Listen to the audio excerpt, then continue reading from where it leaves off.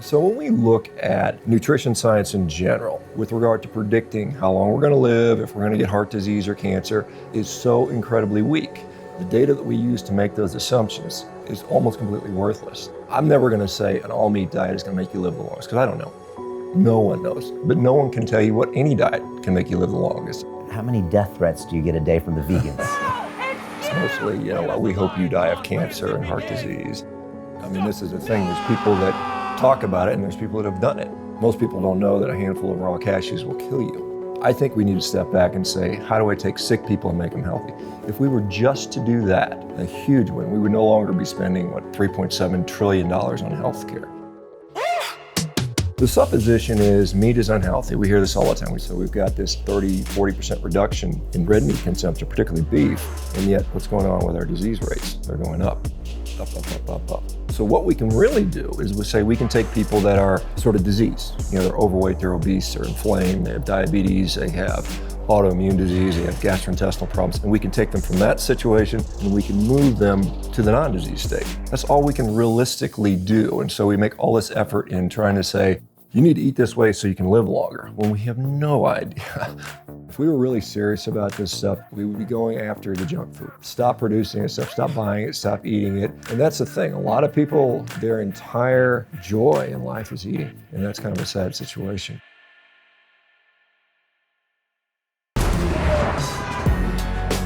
New York City is a great city. Every block, every neighborhood is different. Such a powerful environment. It's a town, I think, where there's so much opportunity. There's also a lot of pressure.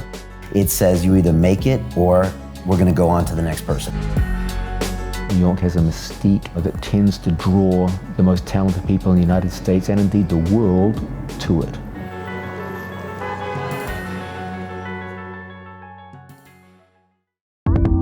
I am back from New York City. It was noisy, it was crazy, and it was full of incredible personalities, including Shawn Baker. And he's the author of The Carnivore Diet, and he's inspired people like Joe Rogan and Jordan Peterson to go completely meat-based.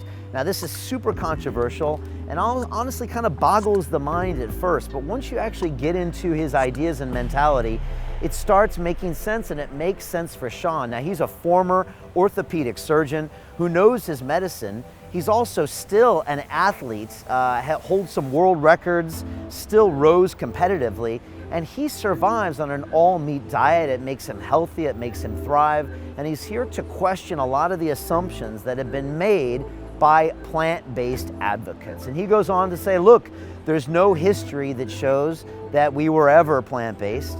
He goes on to say that the actual health system itself can suffer more when people aren't eating meats. And the reason he likes the carnivore diet is because it cuts out most of the nonsense that people are eating. All the processed foods, all the glutens, all the sugars, and it's a great way to get a reset, and he sees immediate results. He also questions some of the numbers and some of the science of people like Dr. McGregor and Neil Barnard, because he says we just can't tell from these numerical studies. There's no proof. We haven't done these studies long enough in a double-blind case. And look, I know there's going to be a lot of controversy here, but I think it's important to entertain people with other ideas. He speaks really intelligently, and it makes you really think if there are some benefits to this carnivore diet and how all of us could at least attempt it maybe and see how we feel. Most of you know I went completely plant-based for a year when I did my Ironman race and we filmed the movie Iron Mind, and I saw some benefits and it changed my health. But I'm no longer plant-based, and I'd like to explore all things that make me feel better, that make me healthier, and make me contribute to this world, and that's what Shawn is all about. So I hope you enjoyed this episode. Please go in with an open mind, and of course, let me know what you think in the comments. Take care. This is London Real. I am Brian Rose. My guest today is Shawn Baker, the American orthopedic surgeon, elite athlete, and former nuclear weapons launch officer. You are the face of the carnivore diet, a movement that includes names like Joe Rogan and Jordan Peterson. You're the founder and CEO of MeatRx, an organization that educates and promotes the benefits of an all-meat diet. You recently published The Carnivore Diet, a book that was praised by meat lovers and ridiculed by vegans. Today, you inspire hundreds of thousands of people to eat meat-based through your YouTube channel and keynote speeches. Shawn, welcome to London Real in New York City. Brian, thanks for having me. I really appreciate it. It's great having you here. I can't wait to dive into all of this stuff. I first wanted to ask you, how many death threats do you get a day from the vegans? Yeah, I get some, I mean, mostly it's wishes, it's not threats. It's mostly, we hope you die of cancer and heart disease and that sort of stuff, But I mean, honestly, probably 98% of what I receive is very positive, and so that's a very small minority. I pointed out just because it's interesting and entertaining more than anything else. What, that you get those kind of comments? Right, sure. And, Joe Rogan, who you originally on his show, that's how I first heard about you. He recently posted a video. Went carnivore for a month, or is still doing it off and on. And he took his shirt off and he's like, I lost weight and I feel pretty good. Obviously, Jordan Peterson has been doing this for quite a while as well and had a lot of success. A lot of his autoimmune stuff, really went down. What do you make of when you see Joe and his success? And I know you've been talking to him as well. Sure. Does that surprise you? No, it doesn't surprise me at all because I see it all the time. His results are not atypical at all. This is what I see day in and day out from not from tens or 20s, but hundreds and thousands of people. So I see that continuously. I mean, I really applaud Joe for actually doing it. I mean, this is a thing. There's people that talk about it and there's people that have done it. And I think there's a big difference there. And I think what he is seeing with regards of decreased inflammation, joint pain. It's kind of funny, he tells the same story that I did. When I was on his show, I said, look, I did it for 30 days. I came off and ate a bunch of stuff, including an apple, which people somehow think it was all the apple. But I said, I ate all kinds of foods and some symptoms came back. And he kind of looked at me kind of like, you're kind of crazy. And it's kind of funny, it's kind of ironic that, 2.5 years later, he does the same thing, basically has the exact same experience, which I thought was, maybe a little bit of validation, but good for him for trying it. And what are some of those things people experience when they go on meat only? And the same that you did and Joe did. Well, I think this is, let me just back up and frame things from the big picture, because I'm really a big picture type of guy. And so when we look at nutrition science in general, and I will say, a lot of us like to use the term evidence-based medicine, right? We all talk about evidence-based medicine. Where did that term come from? That term was coined in 1991 by Professor Gordon Guyatt, who is a professor of medicine up at McMaster University in Canada. He is the guy that actually invented that term. He's been doing evidence-based medicine evaluation for 30 plus years. And so I recently interviewed him, talked about this, and he basically says our nutrition science, with regard to predicting how long we're going to live, if we're going to get heart disease or cancer, is so incredibly weak. The data that we use to make those assumptions is almost completely worthless. And so, his position is we can't even use nutritional guidelines because the evidence is so weak. And a lot of people, so when we debate about what diet is best, we're really debating on extremely weak evidence. As in they can't find a correlation between. Well, I mean, they do epidemiologic studies, which are notoriously awful. I mean, they're like based on food frequency questionnaires or based on what did I think I eat. What did I think I ate 6 months ago? You try to remember it. We know that when we actually compare what they actually eat, when we do studies, people overestimate fruit and vegetable consumption by something like 82% or something like that. So when some of these studies that show this, they don't like to admit they haven't eaten. Right. So the perceptions are they can't remember these things, and then also they sometimes overestimate or underestimate because they want to answer the question correctly. So we can't rely on any of these things to tell us. I'm never going to say an all-meat diet is going to make you live the longest because I don't know. No one knows. But no one can tell you what any diet can make you live the longest. And so what we can really do is we can take people that are sort of diseased. They're overweight, they're obese, they're inflamed, they have diabetes, they have autoimmune disease, they have gastrointestinal problems, and we can take them from that situation and we can move them to the non-disease state. That's all we can realistically do. And so we make all this effort in trying to say, you need to eat this way so you can live longer, when we have no idea. We have no idea what diet's going to do that. So I think we need to step back and say, how do I take sick people and make them healthy? If we were just to do that, in Western medicine in the United States, we would have a huge win. We would no longer be spending, $3.7 trillion on healthcare. All we got to do is just change the goalposts a little bit, and then we can argue about how do you get there? What diet seems to work? But what your original question was, what are we seeing with the diet? So the supposition is meat is unhealthy. We hear this all the time. We've been hearing it for 50 years, particularly red meat. Red meat is healthy. It's going to give you heart disease. It's going to make you obese. It's going to give you diabetes. It's going to make you inflamed. And therefore, if that were true, then you'd say, well, people that eat not just a little bit of meat, not just a little bit more than the average person, but people that eat 10, 15, 20 times the average American amount would be the sickest people on the planet, right? That's what you would assume. But what we see reliably is these people lose weight, they lose body fat, they get leaner, they put on muscle, they lose visceral fat, their inflammatory markers go down both objectively and clinically, their joint pain goes away, their autoimmune symptoms go away. The really exciting thing to me is a lot of their mental health symptoms get improved, you know, whether it's anxiety, depression, bipolar disorder, even PTSD. I see these people improving, which is really, really surprising. Really? You know, and we can talk about why that may be going on. Okay. But, and why in small doses was it proven or was it not to be harmful? And then why in mega doses is it the opposite? I mean, well, I don't think it's ever been proven. You know, if I were to ask you, you know, we talk about how much, you know, red meat or beef in particular the average American eats, and we make this, we eat so much, but we eat on average about 2.4 ounces a day. I mean, that's a tiny part of our diet, and to blame all of our ills on this tiny, tiny fraction of our calories. We eat more calories in soybean oil than we do beef today.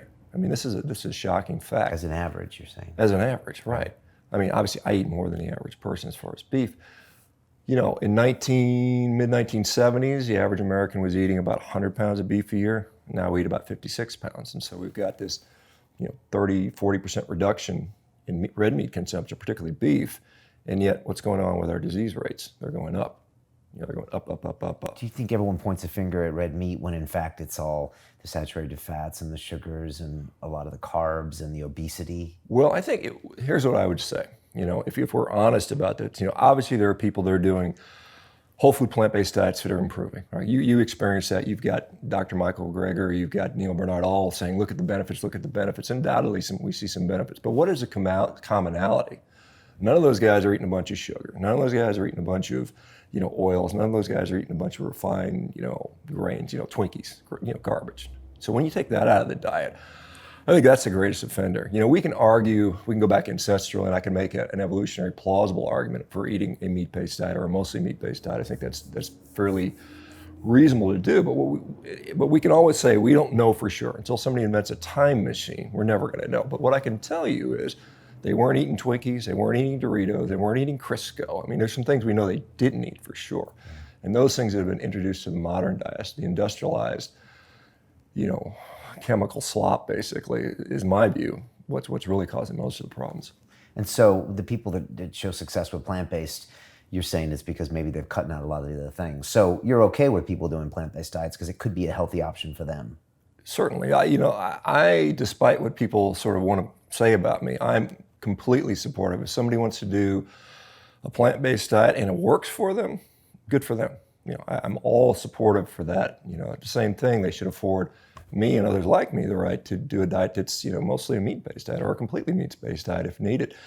You know, the standard American diet, as much as we malign, is 70% plant-based. I mean, you look at it from a caloric and a volume standpoint, you know, unfortunately, most of it is processed grain, sugar, soy, you know, seed oils and things like that, but those are still plant-based products. You know, we were still eating a relatively small percentage of our food coming from meat. You know, if we look at, and again, epidemiology is not that good, but we can find plenty of examples. I've used this example plenty of times. Hong Kong, I don't know if you've been to Hong Kong, you might have, but yeah, they eat a lot of meat in Hong Kong. If we look at the stats on this, Hong Kong reliably lives longer than almost anybody in the world. You know, if you just Google Hong Kong life expectancy, you're gonna see Hong Kong tops the life expectancy in the, you know, for the world for the second year in a row.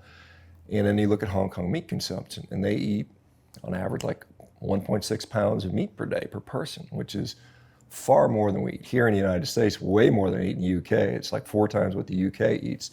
So these people live the longest, eat way more meat, and also they have the highest IQ on the planet, which, you know, is kind of an interesting observation. Well, some people come back and just say that's a small sample size, or that's that one. Well, I mean, it's you know, certainly it's bigger than all the blue zones combined. There's 7 million people in Hong Kong, right? I mean, so you've got a big sample size, you know, and you know, you could say, and this is the point, life expectancy is not based on diet. I mean, it's a small component of that. You know, there's so many things. Wealth is probably the biggest thing. Access to, you know, fresh water, access to health care. You know, those types of things are going to drive life expectancy more than anything else. Right. But at the same time, we could look at Monaco, we could look at Switzerland, we could look at Iceland, all these countries. You know, Iceland has some of the most centenarian males on the planet.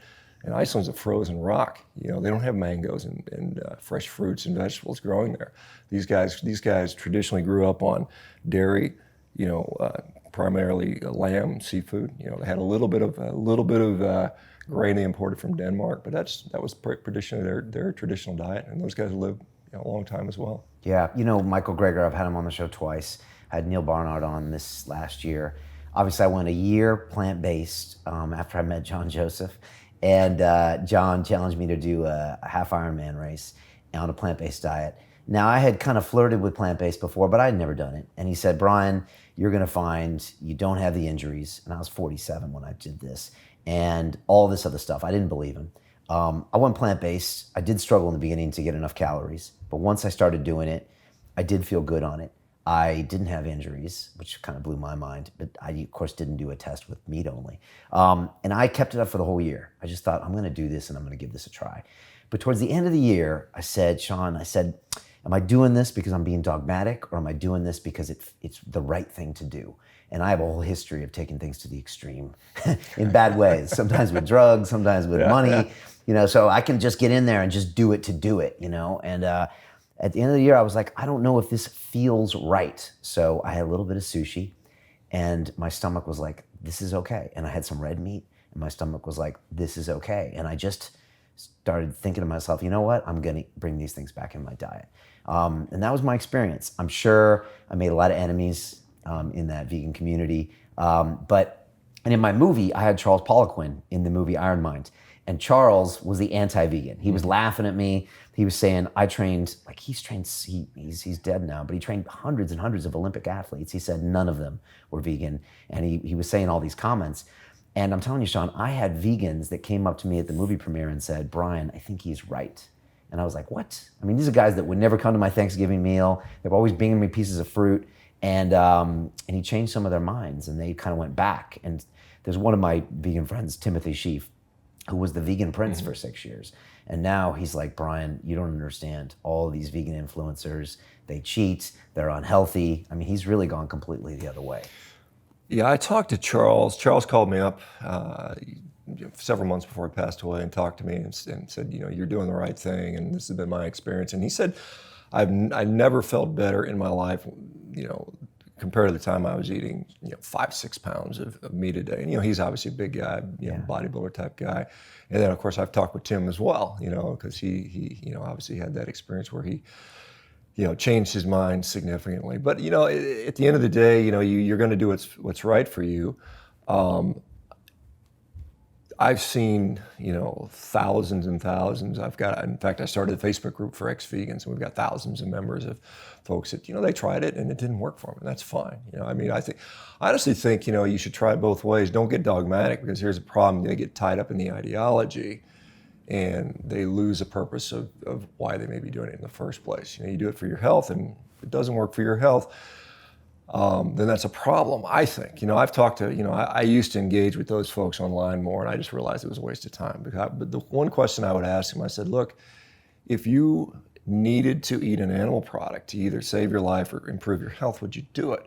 And invariably they'd say no. And I said, well, then you're just not rational. I can't, you know, understand that position. But I mean, you know, that's their ideological belief, and they're entitled to it. Well, that's the problem with veganism, is it's wrapped up in this, you know, ideology of I'm not going to harm other sentient beings, which is noble, and it sounds like a great idea, but you get wrapped up into that.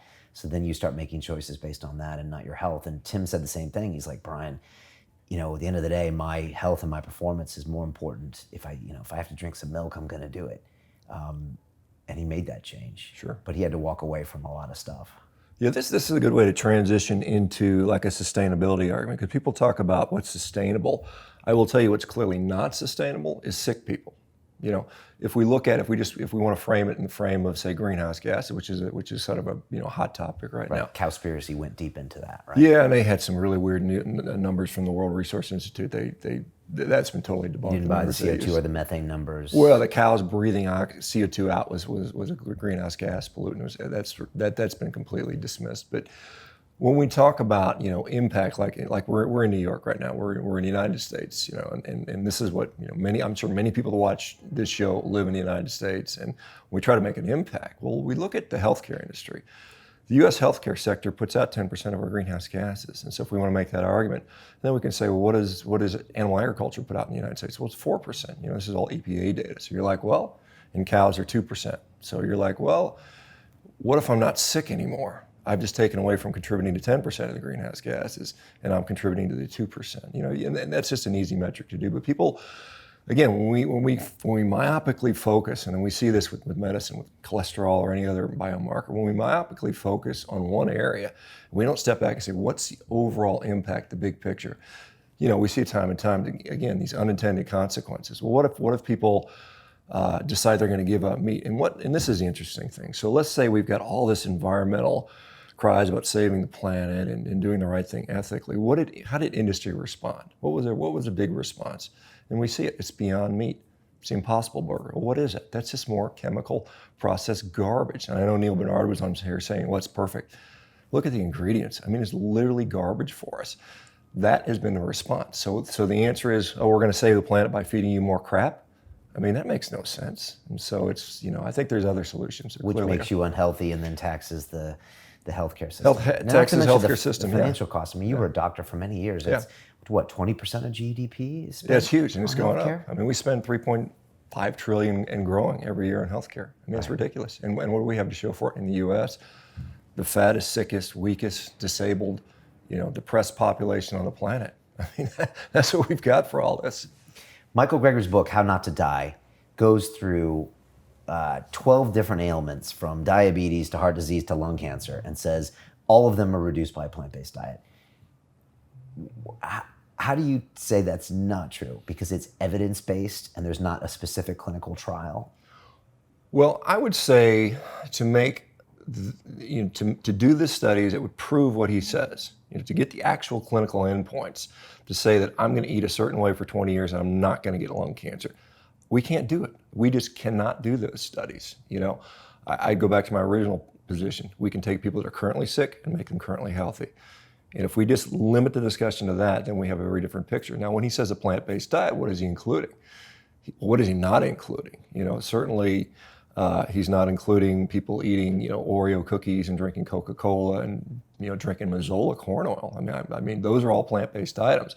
So you just get rid of the garbage food. And I think they ideologically lump in meat in there. They're like, well, we don't like red meat because we don't like the way that, an animal has to die for this. And, they ignore all the animals that are dying anyway for they call it unintentional kills. And I'm like, well, they put pesticides. What's the actual definition of a pesticide? I mean, it's intentionally designed to kill bugs and other small animals. I mean, these are not unintentional things. You go to talk to any rancher or farmer, they literally shoot animals that are eating their food. And so, the question is, well, how many of them? I'm guilt-free because I can ignore that. I mean, I can go to the grocery store and buy a steak and say, well, I'm pretending those animals don't get killed. I mean, it's just what you want to ignore and what you don't. But I mean, to his point, I don't doubt that cutting garbage out of your diet is going to make you healthier. I mean, clearly you're going to have people that are, there are fat, overweight, sick vegans, and what are they eating? They're eating the Oreos and the Doritos and all that crap. But when you go to a whole food plant-based diet,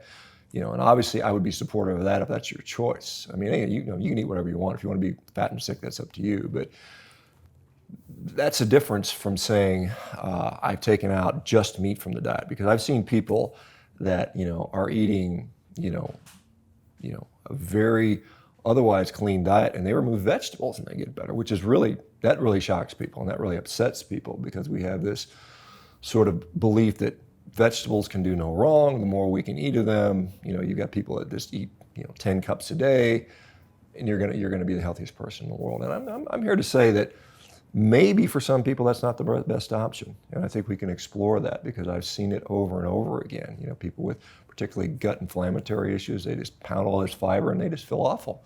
They remove it and they feel better. So we have to understand that. Why do we have these human biases where it's like, oh, kale is natural and it's right off the vine, and it's versus a steak that has to be slaughtered from a cow that's bleeding and screaming, and then we fry it up and it's one color. And like naturally we think, oh, this is healthy. You know, like people think orange juice is healthy when the science says it's a bunch of sugar. Well, I mean, yeah, orange juice, I mean, they store it in giant vats. It's there for a year. They put, you know, basically chemicals in from like cologne, basically, the same sort of chemicals to make it taste like orange juice. It's kind of scary when you look at how that's done. But we've got this sort of belief, you know, like we all have the bias. I mean, we know what's around us. I'm walking around New York. You can get any kind of food in the world. I walk 4 miles from Central Park to get here, and I'm looking at all the restaurants and all the great flavors and food and all the cultures. And we have this belief that we're supposed to eat a bunch of colors and all these beautiful things from the rainbow. And then you just kind of think about it. And you go back into our history. We don't have to go back 50 years, 50,000 years. We can go back 200 years. And we're like, how would that even have been plausible? You know, I would have never been able to eat Indian food and, you know, African food and South American food in the same block. I mean, this is stuff that doesn't even grow on the same continent. And so there's people like, you know, we've got this sort of concept that this balanced diet, we have to have a balanced diet. And then you look at what's on the balanced diet and you're like, well, that doesn't even grow on the same continent as that. How would I have ever done that before? You know, how would I have done that before modern refrigeration and modern, you know, transportation, worldwide transportation? Wasn't even plausible. I mean, even if we say we eat just an omnivorous diet, which clearly we are omnivorous animals, I would say there's some argument about being a facultative carnivore. But if you think about the plausibility, and I mentioned this before, you know, what food can we get in every continent, all throughout the year, every season, and it's not a plant. I mean, there's no plant that grows everywhere on the planet that you can say, I must have that. But you can get animals everywhere, and we've eaten every animal on the planet. I mean, we are apex predators. We've eaten whales, we've eaten shark, we've eaten seal, we've eaten lion, we've eaten cow. There's no other animal that has done what we could do as far as, you know, being a predator. People say we don't have fangs and claws and pointy teeth. We've got a big brain. That was our weapon. Our brain is our weapon, and our brain developed because we had access to rich nutrition, high-calorie food. And you think about it from a foraging strategy. If you and I were to, you know, magically be transported back 200,000 years, and we've got a spear, and there's these food options, and we've got these slow, big-moving animals that don't run away. You know, you've been on safari. Elephants don't run from little animals because they're so big. They don't really have any natural predators. You know, maybe they're babies from a lion, but they're just so big they don't run away. And so when humans kind of evolved spear technology, I mean, it was just a killing field. There's plenty of anthropologic evidence to indicate that. And so the question would be, would I eat these leaves, which one don't provide any calories? I mean, there's no calories, and that's one of the reasons plant-based diet works well, because you're eating all this food and there's no calories in there. But two, they don't taste particularly good. You know, if you and I were to walk around, well, I guess maybe Central Park, I don't know if there's much vegetation where we're at now, but and start sampling random leaves or land, we would get sick. We wouldn't want to eat that. There'd be no real reason to us to eat that. So I think, you know, if I were to say what's a natural human diet, it's probably some fruit.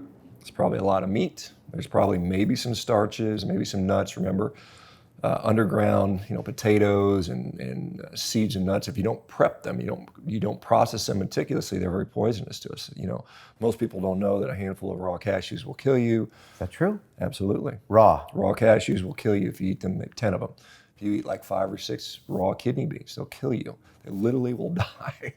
So we had to figure this out. We had to figure out how to make those foods access their nutrition and reduce their toxicity. And then their soaking and sprouting and cooking eventually helped us out and all those things. But prior to that, those things would not have been good food choices. I mean, all the roots and stuff like that were extremely fibrous. We've done all the breeding, so we make them more starchy, so there's more calories in. But initially, it wasn't a particularly good source of food, and that would not have been reliable to grow this big brain. So it would have had to have been meat, is what you're saying. Well, look at this. There's a lot of primates on Earth that are still here, and there's been a lot of primates before, and there's been a lot of hominid attempts at, you know, evolution, and they're not here. Humans are here still.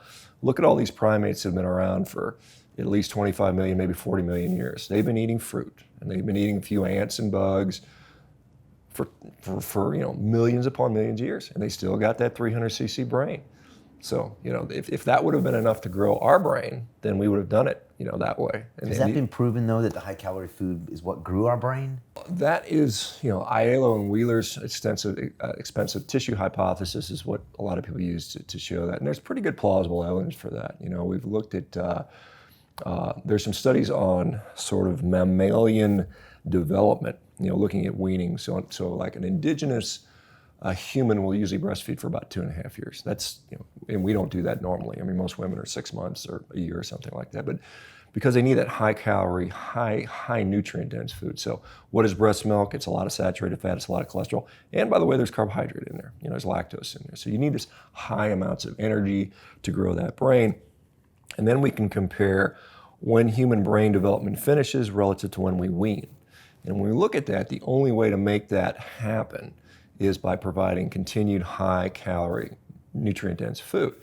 And so in the natural world, that's animal fat. Now we have ways to process grain to make it highly calorically dense, which we didn't have, 50, 100,000 years ago. So now we can supplement, now we can give infants fruit juice and, rice cereals and all those things that we wouldn't have had possible back then. So that's I think what shows that we had that big brain because of that. Yeah.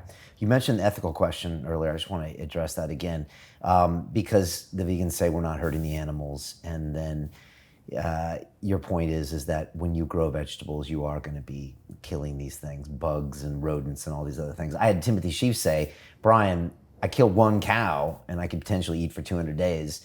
I eat a few soybeans and there might have been 20 animals that died. I mean, that was his counter argument to that. What do you say when you hear the vegans talk to you about ethical, when they show you the slaughterhouses and say this is cruel and not fair? Sure. Do they have a point? Well, I think they have a point. There is certainly practices within industrial agriculture which are not good, and we should and I think most people in the industry, because I talk to ranchers and farmers all the time, and they say we don't support this. That's not the way we do it. So a lot of it is skewed. I mean, obviously there's propaganda. It's a propaganda, war, and they'll show some footage from a third world country, a guy in flip-flops slaughtering a cow and saying, "Oh, this is how it's done commonly." And then you go look at somebody like Temple Grandin, who shows you this is how cows are killed in the United States. And obviously they're dying. We just can't get past that point. I mean, they're dying. I think their death is probably more humane than a lot of ways humans die. I've seen a lot of human beings die. And it's a slow, often painful, awful process where these cows, they're happy, healthy one day, and then boom, within 3 milliseconds, their life is over. We can argue that that's, we should let them live out their natural life expectancy, but let's talk about the natural life expectancy of a ruminant animal. I mean, there's studies on white-tailed deer population. This is a very similar analogous animal in the United States.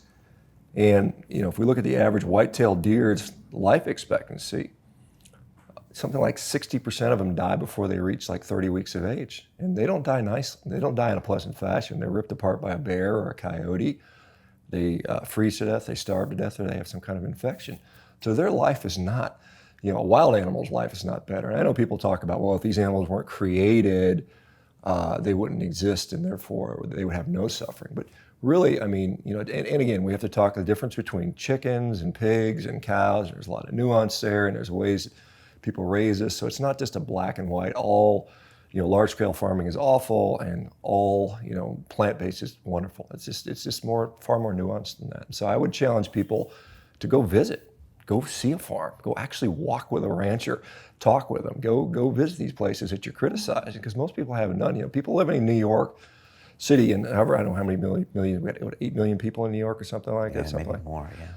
They don't live on a farm. They have no idea. We're totally disconnected from the food source, and they were criticizing it. And, we see these ranchers saying, look, here I am every day, putting a back scratcher on my cow. I just posted a video on my Instagram today. The guy's, cow's getting his back scratched and his head patted. And these guys are doing it day to day. So it's really a different, the reality doesn't match, the presentation. And so, like I said, if you're trying to make that decision based on ethics, go get firsthand experience. Don't rely on me or somebody else to tell you. Go find out for yourself. One of my guys went back to his hometown in Spain and was like talking about, the vegan, I'm vegan now. And the farmer was like, been doing this for hundreds and hundreds of years on his farm. Pigs, they're eating the acorns, they're growing the thing, and they raise they slaughter it, and then they wrap it up and eat. And they're just like, what are you talking about? We've been doing this for hundreds and hundreds of years. It's sustainable. We're living off the land. Sure, we do some crops, and sure, we do this. And they're like, this is an invention of some, urban intellectuals of human brains with too much time on their hands. And that was the feedback he got. We have, we're seeing this right now. There's this push, and I know I've talked about the sort of the plant-based meat, the soy protein isolate and the pea protein isolate, and then the next sort of evolution is going to be the synthetically, cell manufactured meat. Yeah. And people are really excited about that. And then beyond that, they're talking about we're going to take microbes and fix nitrogen from the air and make food out of air, basically. And there's some technologies going on there. And so the assumption is that a scientist is going to be able to tell us this is exactly what human beings need to eat, and we're going to perfect it. We're going to have food as software. I've heard that term coming out. We'll be able to download the instructions for the microbes so they can produce the perfect human diet, the pellets or whatever. It's like the Jetsons or Star Trek or whatever. That's what they want to see coming. And the reason beyond that is not, in my view, it's not to make us all healthier. It's basically profit driven. It's like we can make a lot of money on these cheap, low ingredient things, and that's what we're seeing over and over. But the cell-based meat, when we look at the actual process to do that, I mean, they have to take a cow fetus. They basically take the fetal bovine serum. They take a big needle, stick it in the cow's heart. After the mother has been slaughtered and the fetus is still kept alive, because they have to get the blood and they can't anesthetize the fetus because it would cause problems with the serum. They draw the serum off. They stick the cells in that, and they have to continuously provide that serum for these cells to live. And not only that, where do these cells get the protein? There's not like a protein fairy that comes in and gives these things protein. They have to get proteins from somewhere. So they get it from soybean isolate, from pea protein isolate. So you have to make these giant monocrops to support the cell-based culture. And then the question is, well, these cells don't have an immune system, right? They can't fight disease, so what do? They bathe them in antibiotics. We hear all this, oh my gosh, there's antibiotics in meat, but they're bathing these things in antibiotics. And so, I mean, you think about how that process is gonna go out, and then we look at a cow, which is powered by the sun. I mean, it's solar powered. You don't need fossil fuels to make a cow, turn grass into meat. But you do on these big plants. And so they've looked at the carbon footprint and say it's probably a net negative. And so but again, it's all marketing. We see this. Even the big meat companies, and some people could, Dr. Baker's a shill for the meat companies. I'm like, I wish they would support me. I'm doing their job for them, basically, quite honestly. But the big meat companies, Cargill, Tyson, JBS, Marfrig, they're rebranding themselves as protein companies. And what they do is because they also see that this potentially $100 billion market of alternate protein is where they want to go. And so we're seeing all this heavy investment. And so we're seeing this, don't eat meat, it's good for the planet, buy the protein. I walked down 7th Avenue and I saw beyond this, beyond that, impossible this. It's everywhere. There's a huge marketing campaign. And again, what are you eating? What are you selling? You're selling highly processed, plant-based, which is a euphemism for cheap and profitable. I mean, this is what we're being told, and it's not going to make us healthier. It probably won't make us any unhealthier because we're already so sick. It's like you won't even notice, right? Because we're already metabolically demolished. I mean, there was a study that came out that said 88% of Americans are metabolically not healthy. So we just add more slop to the mix. Man, no one's going to notice. These guys are going to make their money. We're all going to feel better about saving the environment, and I think that's a big problem. You're a doctor. I mean, and I remember my mom brought me up in the 70s, and the thing then was skim milk, right? Yeah. It was skim milk because fat's bad. So I was on skim milk all as a kid. And, we see these funny fads. Eggs are bad. Now eggs are good. The cholesterol's that. Now maybe it's something else. I mean, as humans, and you've seen this from the medical side, we have this funny way of going through these fads and cycles, like you said, by maybe being super myopic about focusing on one thing and not thinking about the holistic picture. When the old school people are like, what are you doing? We've been doing this for 100 years. Is this just another one of those iterations, this plant-based movement? Well, I think that, again, whenever there's a lot of money to be made, there's going to be a lot of push behind that. And, for the foreseeable future, I think you're going to see that. Just to your point about, one day eggs are good, one day eggs are bad. This is all this epidemiology. We'll run some study, and this study of 50,000 people showed that there is a 10% improvement in outcomes when you don't eat eggs, and the other one shows 10% improvement when you do eat eggs. That's all garbage. You should just dismiss that stuff. If it doesn't even show at least, a doubling, tripling, quadrupling, even 5-fold increase, you don't even consider that stuff. And that's what we should be doing. We're saying it's just complete garbage. Why don't you want to see an anomaly, a statistical anomaly. Well, you want to see a real study. Let's do an actual study. What these people were sick or diabetic, and now they're not. And I think I tend to be more in favor of that particular strategy. But there is a continued push for us to, eat whatever food the food companies want to make. I mean, this is what we're seeing continuously. But yeah, to your point, 100 years ago, we have orders of magnitude more testing procedures, knowledge than we had 100 years ago, and yet the people are sicker than they were before. Our grandparents didn't need to have hundreds of tests. My father lived to be 95. He was a boxer. He fought undercard when Max Schmeling fought Joe Louis back in Chicago. I mean, and he was healthy. He died at 95. He was eating bacon and eggs and that stuff. My father was less healthy than him. My father, fortunately, is still alive. But as we see the food system shift, and then arguably until my 40s, in my early, because I'm 53 now, in my early 40s, I would have been less healthy than my father because I'm just eating the same garbage. And then once we get back to, eating the real foods, the foods that we would have had available 100 years ago, whether it's plant-based, meat-based, or whatever, I think that's as simple as that. Yeah. How'd you get into this? So I've been an athlete my whole life. I've been competitive, obviously a surgeon, kind of interesting background. I was probably mid-40s, probably 42, 43. Just gone through a divorce, feeling crappy, 280, 290 pounds, working hard as a physician.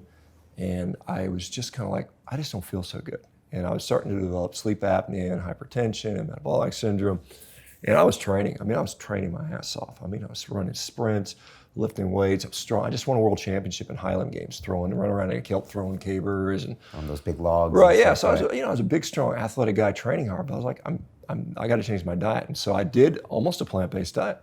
I went, lots of vegetables, big salads, a little bit of protein, really lean protein, chicken breast, fish, and I lost weight. I did. I cut my calories and I exercised more. And I went from like 285 to 230 in about 3 months. I dropped it off, got lean.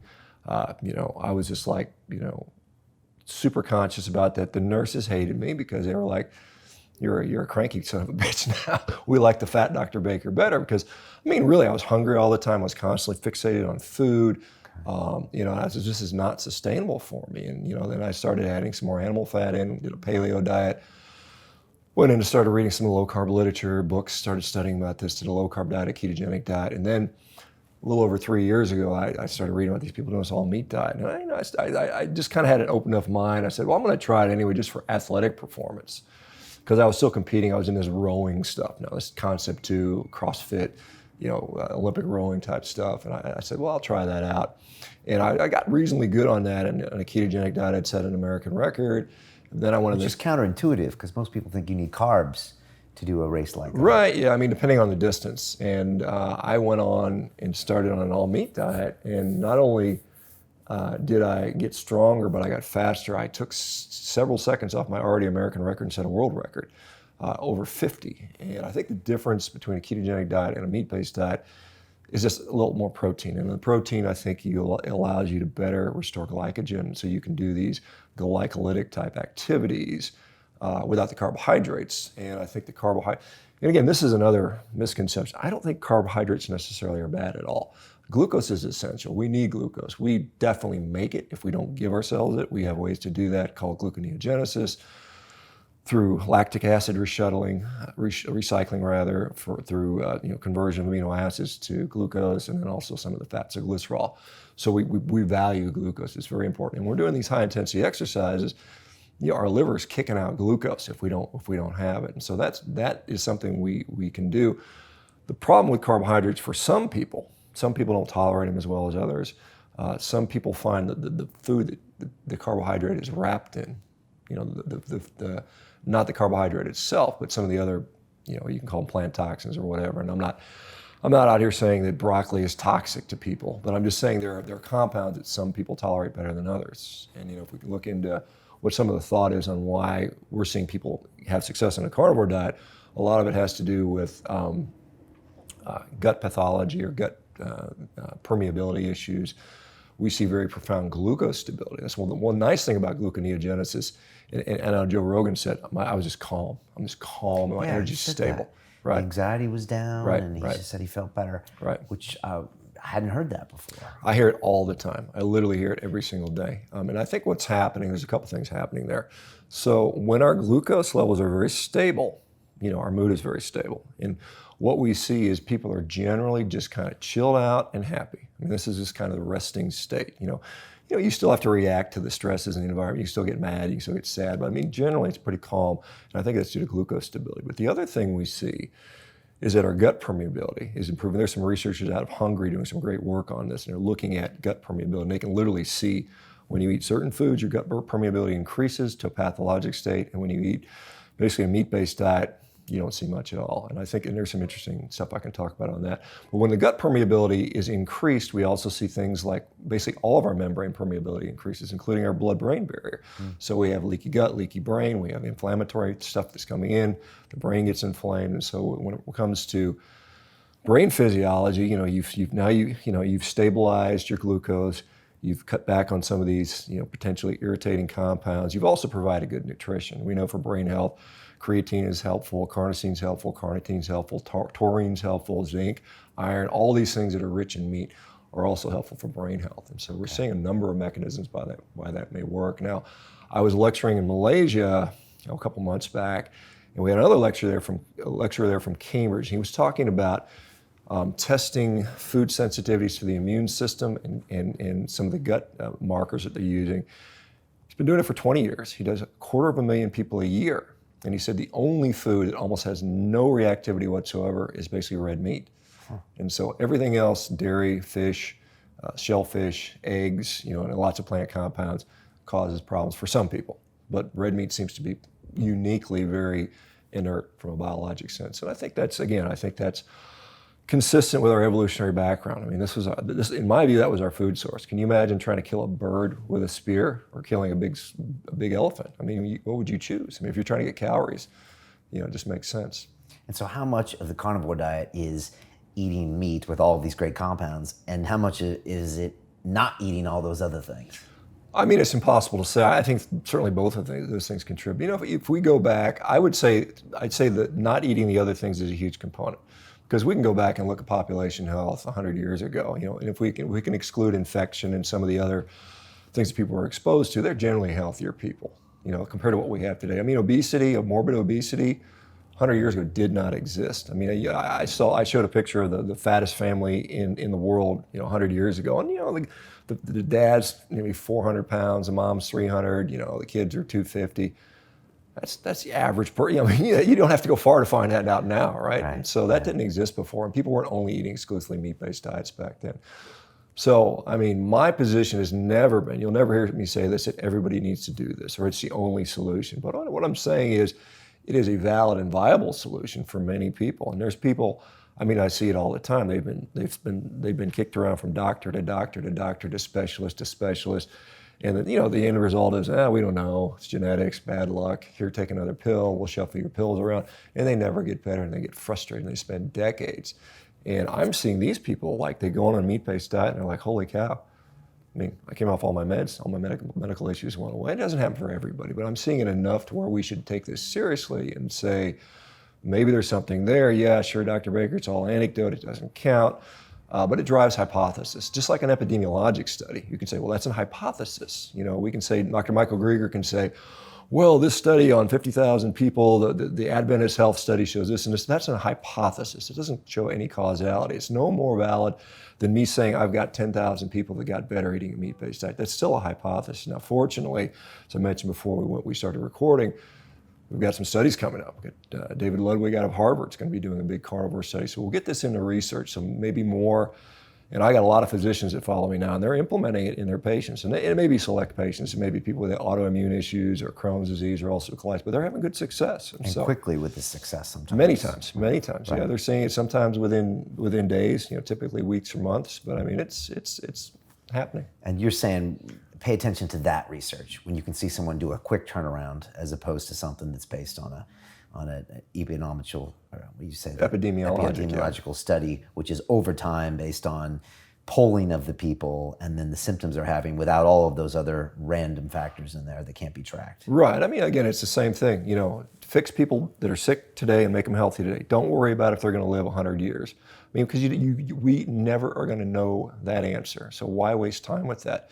Just take the sick people and make them not sick. And that's as simple as that. And the people want that too. If I go to the doctor and I'm like, my knee hurts, my back hurts, I'm depressed, I don't want, here's an answer that's going to make you live to 92.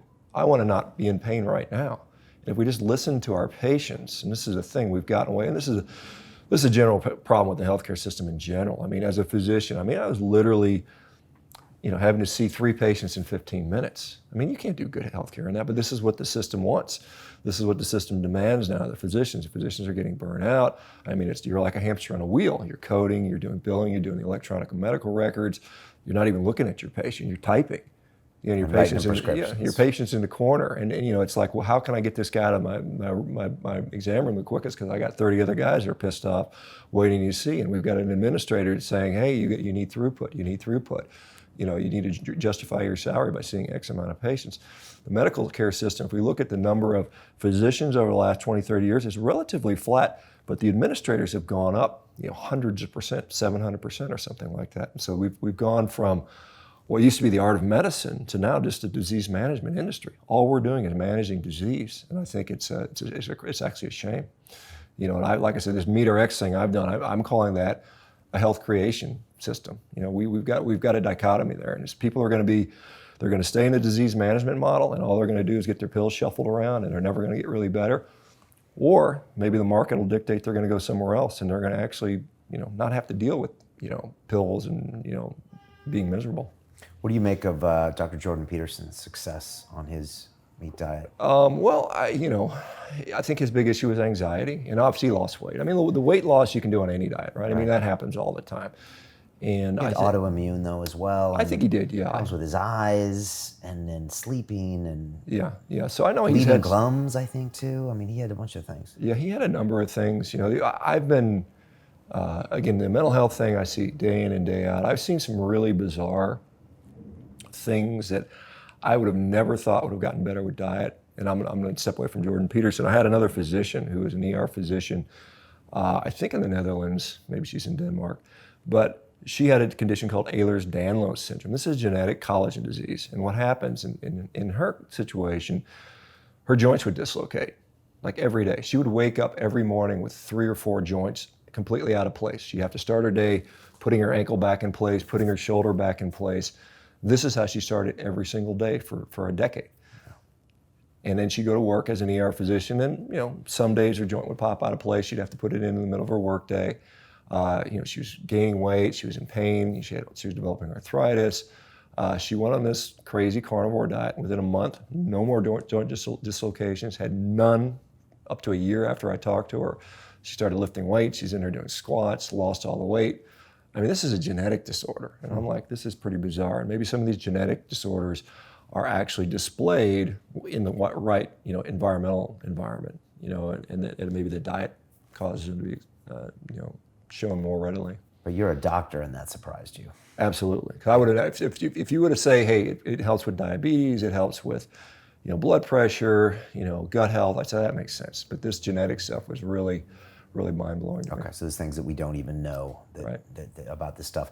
And any final comments then on Jordan Peterson or his daughter? I think she started it first because she was suffering from major I think Michaela, I was on Rogan's show, and I think Michaela said she saw me on there and some other folks, and then she started, and lo and behold, she got good relief, and then she talked her dad into doing that.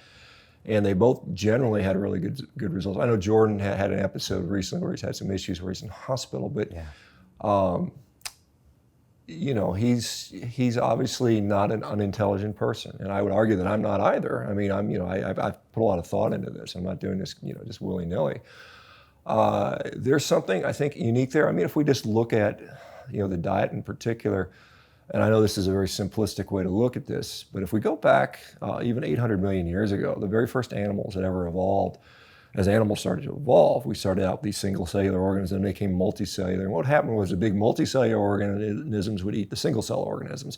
And it was basically, carnivory, basically. Their like was eating like to get the fuel and the nutrition that we're made out of. And we saw that as a main evolutionary strategy for almost all animals that ever evolved. The herbivores came in later, and it was a very specialized adaptation that occurred. And so about 80 to 90% of all animals that have ever been on the planet have been carnivorous. And it's just easier. It's just an easier way to assimilate nutrition. You think about it, and I've operated on thousands of people, and I've cut people open. You look at them, we're made out of red meat. You cut humans, I know this is a little kind of gross here, but we're made out of red meat. And when we're rebuilding our tissues, when we're rebuilding animal cells, it's more efficient to do this. And we are highly adapted. I know there's vegans that think we're herbivores, and I think that's just nonsense. I mean, we are highly adapted, to take on animal nutrition. I mean, we have all these gut transporters. It's extremely well, absorbed by our gastrointestinal tract. It's in the ratios that we need. There are compounds that are very helpful to human beings, and it's a very efficient source of fuel for us. And so I think when you do that, it's just an easier way to get nutrition, and it just makes sense. And some of the plants, well, clearly there are people that are eating plant-based diets or mostly plant. In fact, most humans eat a mostly plant-based diet. I mean, that's just the way it is. If we go back 10,000 years ago, prior to the dawn of agriculture, and you may or may not know this, but humans, 100,000 years ago, 50,000 years ago, were much taller. They were much bigger. They had bigger brains. Our brain size went down. Our brain shrunk by about 200 cc's. We went from Cro-Magnon, which was about a 1,500 cc, to what we are today, which is about a 1,300 cc brain. The reason we lost brain size, many people will postulate, is just our nutritional quality went down when we adopted a grain-based diet, because it's just less efficient nutrition. And we also know that our access to that food was dependent upon, there would be crop failures, and we would go through a period of time where we're starving. You don't grow a big brain when you're starving all the time. This is another misconception. People think that, well, they look at modern hunter-gatherers and they try to conflate that with what was going on 100,000 years ago, when we had mastodons and elephants and mammoths and all these other giant megafaunal animals everywhere, and we were very effective at killing them. I mean, that's not it's a misconception that humans couldn't do that. Humans were very deadly efficient at doing this. This goes back even into Homo erectus, and so we were so efficient. It was basically a feast pretty much all the time, because you kill a mammoth, you've got 2-3 months of meat. It's not hard to go look in the fridge and say, hey, Grok, we're running out of meat, go kill another mammoth, so we're not starving. I don't think humans were famining much until crops. Then we started to run into famines. And proven we were taller as well back then. Yeah, you can look at the Gravettians. There's a population in Central Europe. Their average height was estimated to be as much as 6'2", average. To contrast, the tallest population in the world right now are kind of the Dutch, the Central Europeans, some of the Nilotic Africans, whose average height is about 6 foot. This is 30,000 years ago. These guys were 6'2". So that means they had guys walking around who were 6'9", 6'11", big, strong people, bigger muscle attachments, giant people, literally, with bigger brains. And so we'd evolved from that. I can sense the vegans in the comment section right now, Shawn. What does your carnivore diet look like? Maybe when you first started, and maybe now. So mine, it's kind of interesting. I've gone through a recent transition here, but I started out, and this is the way I tell most people to start it: just eat what you enjoy. Make it a variety, because there's literally thousands and thousands of ways you can prepare meat and different types of meat that are available. Use spices if you need them. Dairy is kind of a plus minus. Some people do better without it. Some people use it to transition. I did that, and then for most of my time, you tend to really gravitate towards red meat, and particularly a little bit of fat, because you don't have carbs. You need some energy from somewhere. So a lot of people like to eat a lot of ribeyes, briskets, things that are convenient, that are common. So I do that mostly. I still include some eggs from time to time. I include a little bit of fish, some dairy occasionally. I've had a few times where I've had food that wasn't meat-based. Oh my gosh, hopefully no one's going to hate me, but my kid had a birthday, had a piece of birthday cake. I'm like, I'm not doing it for ideologic reasons. I'm not a zealot about this. And so Do you feel different when you have that? I mean, it was kind of funny. I had one daughter had a birthday, and my son had a birthday. I had my son's birthday cake, and I felt awful. My daughter had a piece of cheesecake, and I felt fine. So I mean, it's like I said, I'm never going to tell people I'm only going to eat meat the rest of my life. I just don't know. I mean, and I certainly am not going to take off the table that I'm going to have a piece of fruit here and there. I mean, it just says, there are people that need to do that. I mean, I honestly have seen that, and they don't have either the physiologic reserve to eat other foods, and there are people that don't have the discipline to do that. You know, because a lot of this is, there's a lot of, I believe there's people that have problems with food addictions. I mean, I think clearly it's just like drug addiction and alcohol addiction. They say a lot of vegans have issues with food. Well, I mean, there's just, well, because they have weird relationships where now restricting it kind of gives you something to process in your head. Sure. Maybe they say that about carnivore diet. Yeah, and there are people. I mean, clearly there are people that become zealous and ideologues and dogmatic, and I think that's not helpful. I think this is what I'm dogmatic about. I'm dogmatic about finding something that's going to make you healthy. And you can make a decision. I can say I'm going to go down. I could walk down to that Italian restaurant and go have a piece of pizza. And I don't care. I mean, will it help my health? Maybe not. Maybe will it be any negative effect? Maybe not at all. And so I could do that and say, what's the net effect? And if I continue to do that over and over again, I get fat and tired, my joints hurt. I mean, the nice thing about being old, and going through the year beat up is, you've got some injuries and you've got some chronic, things that bother you.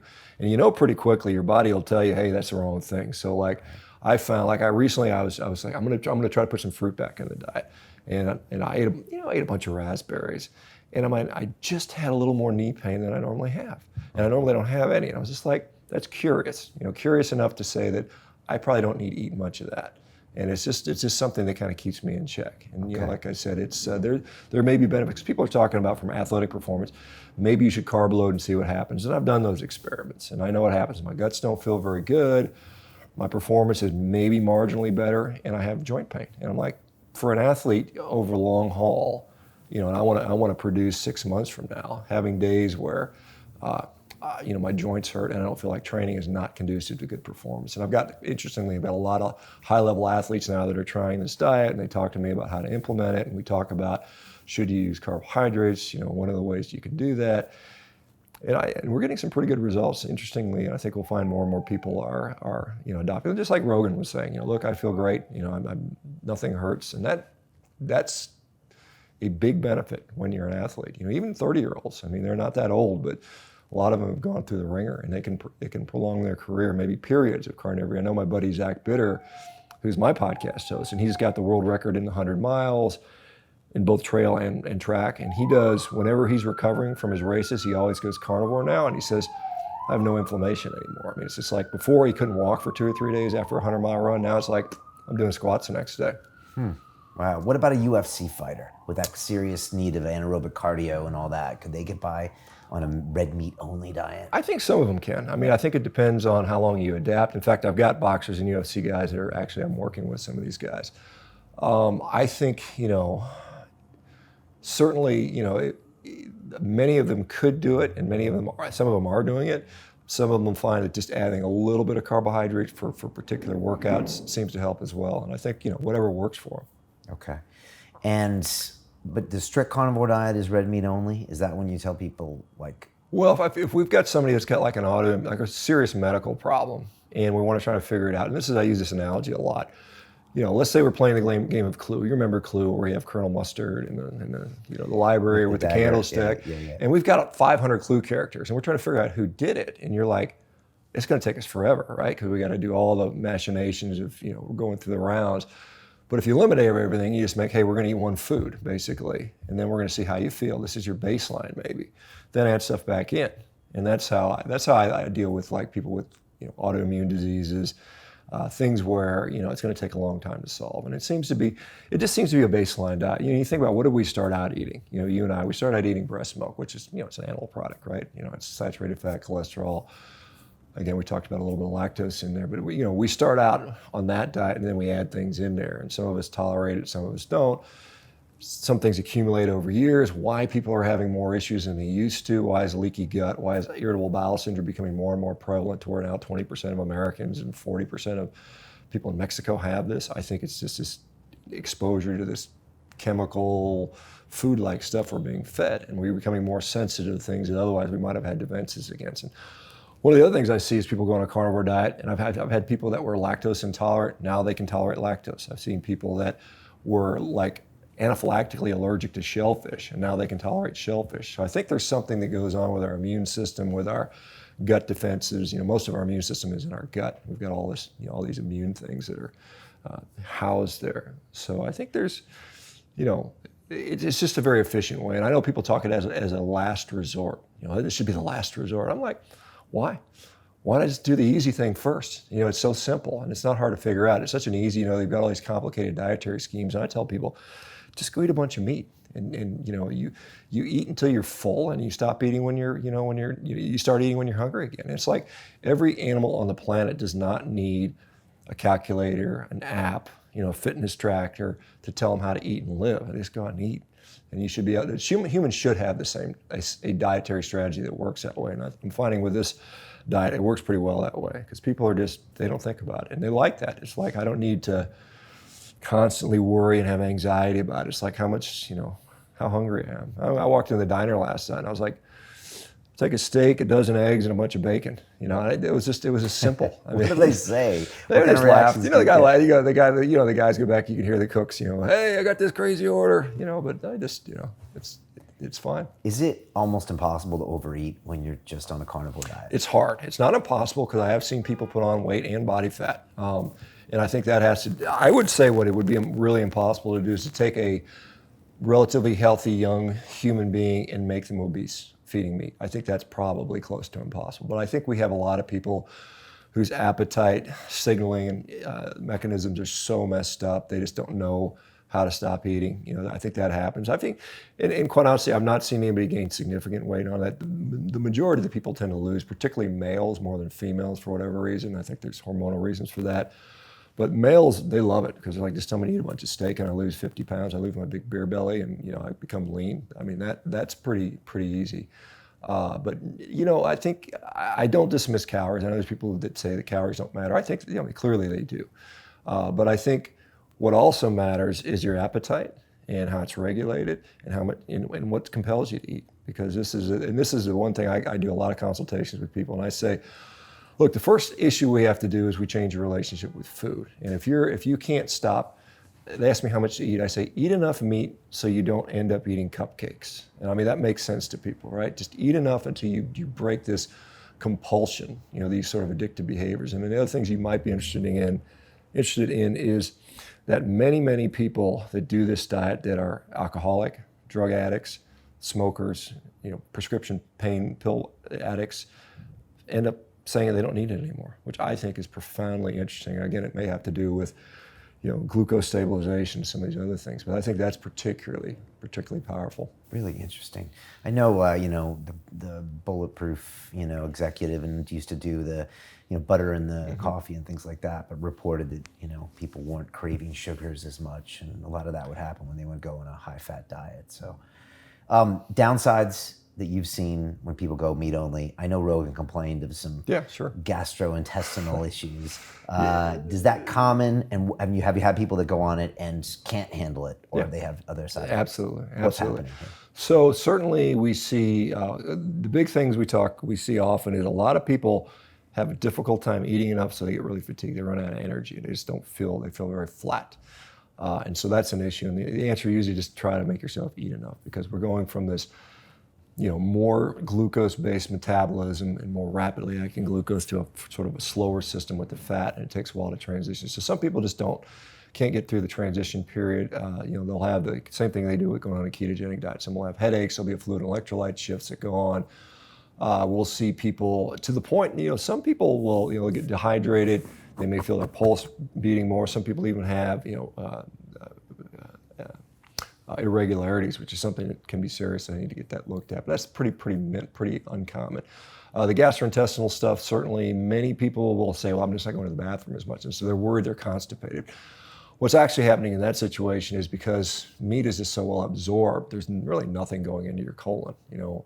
And so when you don't have that fiber in there, you just have less bowel movements. And, you know, there's really no prize at the end of life for having the most bowel movements. I mean, there's the people that think you need to have 3 a day or 2 a day or 1 a day, there's no science behind that backs up that as being helpful in any way whatsoever. So people just have less bowel movements. It's nice. My dogs are on a carnivore diet, and I don't have as much stuff to clean up, which is kind of a nice thing for the dogs, and they're happy, healthy dogs. But and your dogs are on the carnivore diet. Oh yeah. They're just because? Well, because dogs are. I mean, they're bred down wolves. I mean, you think about it. This is what a dog is. It's just an evolved wolf that's been, you know, kind of dumbed down and made domestic for us. But their dietary needs didn't change. A wolf doesn't need grain or pea protein dog food. I mean, they go out and kill an animal and eat it. Some people say, well, they'll eat the stomach contents. Yeah, maybe. But I mean, so the you dogs put them on that to test it, or just because you think it's better no, I for think them? and I've talked to vets that agree. I mean, it's I mean, that's their natural diet. And this is a really easy test. If you're questioning it, and you got a dog that's scratching and his coat doesn't look shiny, and he's acting old, and he's arthritic, and he's has bad gas, and you put him on a carnivore diet, and you watch what happens to that dog within 3 months. It's amazing. I mean, literally, you see dogs with gray faces turn back to black, and all this stuff is really, really impressive. But back to the human stuff, the GI stuff, the diarrhea that Joe had, about 20% of the time, 20-25% of the time. And that's really part has to do with just now we have a bolus of fluid coming out of the small intestine instead of a fibrous thing, so the colon has to get used to that. There's some bile that it may have to get used to reabsorbing. It's usually a couple-week transition for those people. Some people find that too much fat can be a problem. They're not used to handling fat, so they get fat malabsorption, and they'll have it's called steatorrhea, which is fat in their sort of their fecal material. But those things happen. Some people get a rash, and that may be due to ketones. There's a phenomenon called oxalate dumping, and so there's these compounds that are found in a lot of foods called oxalates, which can kind of crystallize in different areas in the body, and then when we no longer are taking them in, they go back into solute, and then they recrystallize somewhere else. They kind of move around a little bit, and that can happen. It can come out in the skin, be a rash. Some people have joint pain initially. Some people have gout, will have a gout flare-up because uric acid levels go up. Those tend to be transitory. Those things tend to go away. I think gout is largely an issue with metabolic disease in general. So as we see the metabolic syndrome or the metabolic dysregulation improve over time, and it can take months for that to occur, we see all these kind of chronic things go away. But in the acute phase, sometimes they can get worse. Okay, so just be aware of that if you're trying this. Sure. And now if I want to go on the carnivore diet, I'm going to go in, well, why are you laughing at me? We'll see if you're going to do it. Yeah, I'm thinking about it. I eat a decent amount of red meat these days. Yeah, sure. I mean, I found that it depends. Also, I found that when I combine it with certain things, I feel better. And when I combine it with the typical, let's go out and get a big steak with the carbs and all that, I feel horrible the next day. This is an unrelated topic, but I think it's interesting, saturated fat. And we have one of the misconceptions about red meat is it's all saturated fat. In fact, the main fat in beef is actually monounsaturated fat, which most people don't know. Saturated fat's a little bit less. Like monounsaturated is like 48%, and saturated is like 47.6%, and then polyunsaturated is a tiny amount. But saturated fat is interesting. Like when you drink wine or alcohol, it actually protects the liver from ethanol-induced alcohol damage to the liver. So it's kind of interesting that if you have a glass of wine, have a steak with that to kind of mitigate that damage potentially. Which I'm not advocating everybody go out drinking, but it's one of those that would be one of those benefits for that. Yeah. And so if I went on carnivore, you would start me off and saying, look, get this, have some steaks, have some red meat. But also you're saying, it's okay to have some cheese and some ham and some other things like that. So here's how, if I were to tell you, like, hey, Brian, I'm going to say, I'm going to be brave and do a 60-day challenge. Well, what is the right amount of time to give this a try? Yeah, I think somewhere between 60 and 90 days is fair. Anything shorter would not be fair. Yeah, I mean, a lot of people take about 2 months to adapt. Most people by a month. That's why in a 30-day thing's easier for people to put in their mind, but really about 90 days is a real fair assessment. What I would say for you or anybody else who want to do it, there's some things you can do to make the transition easier.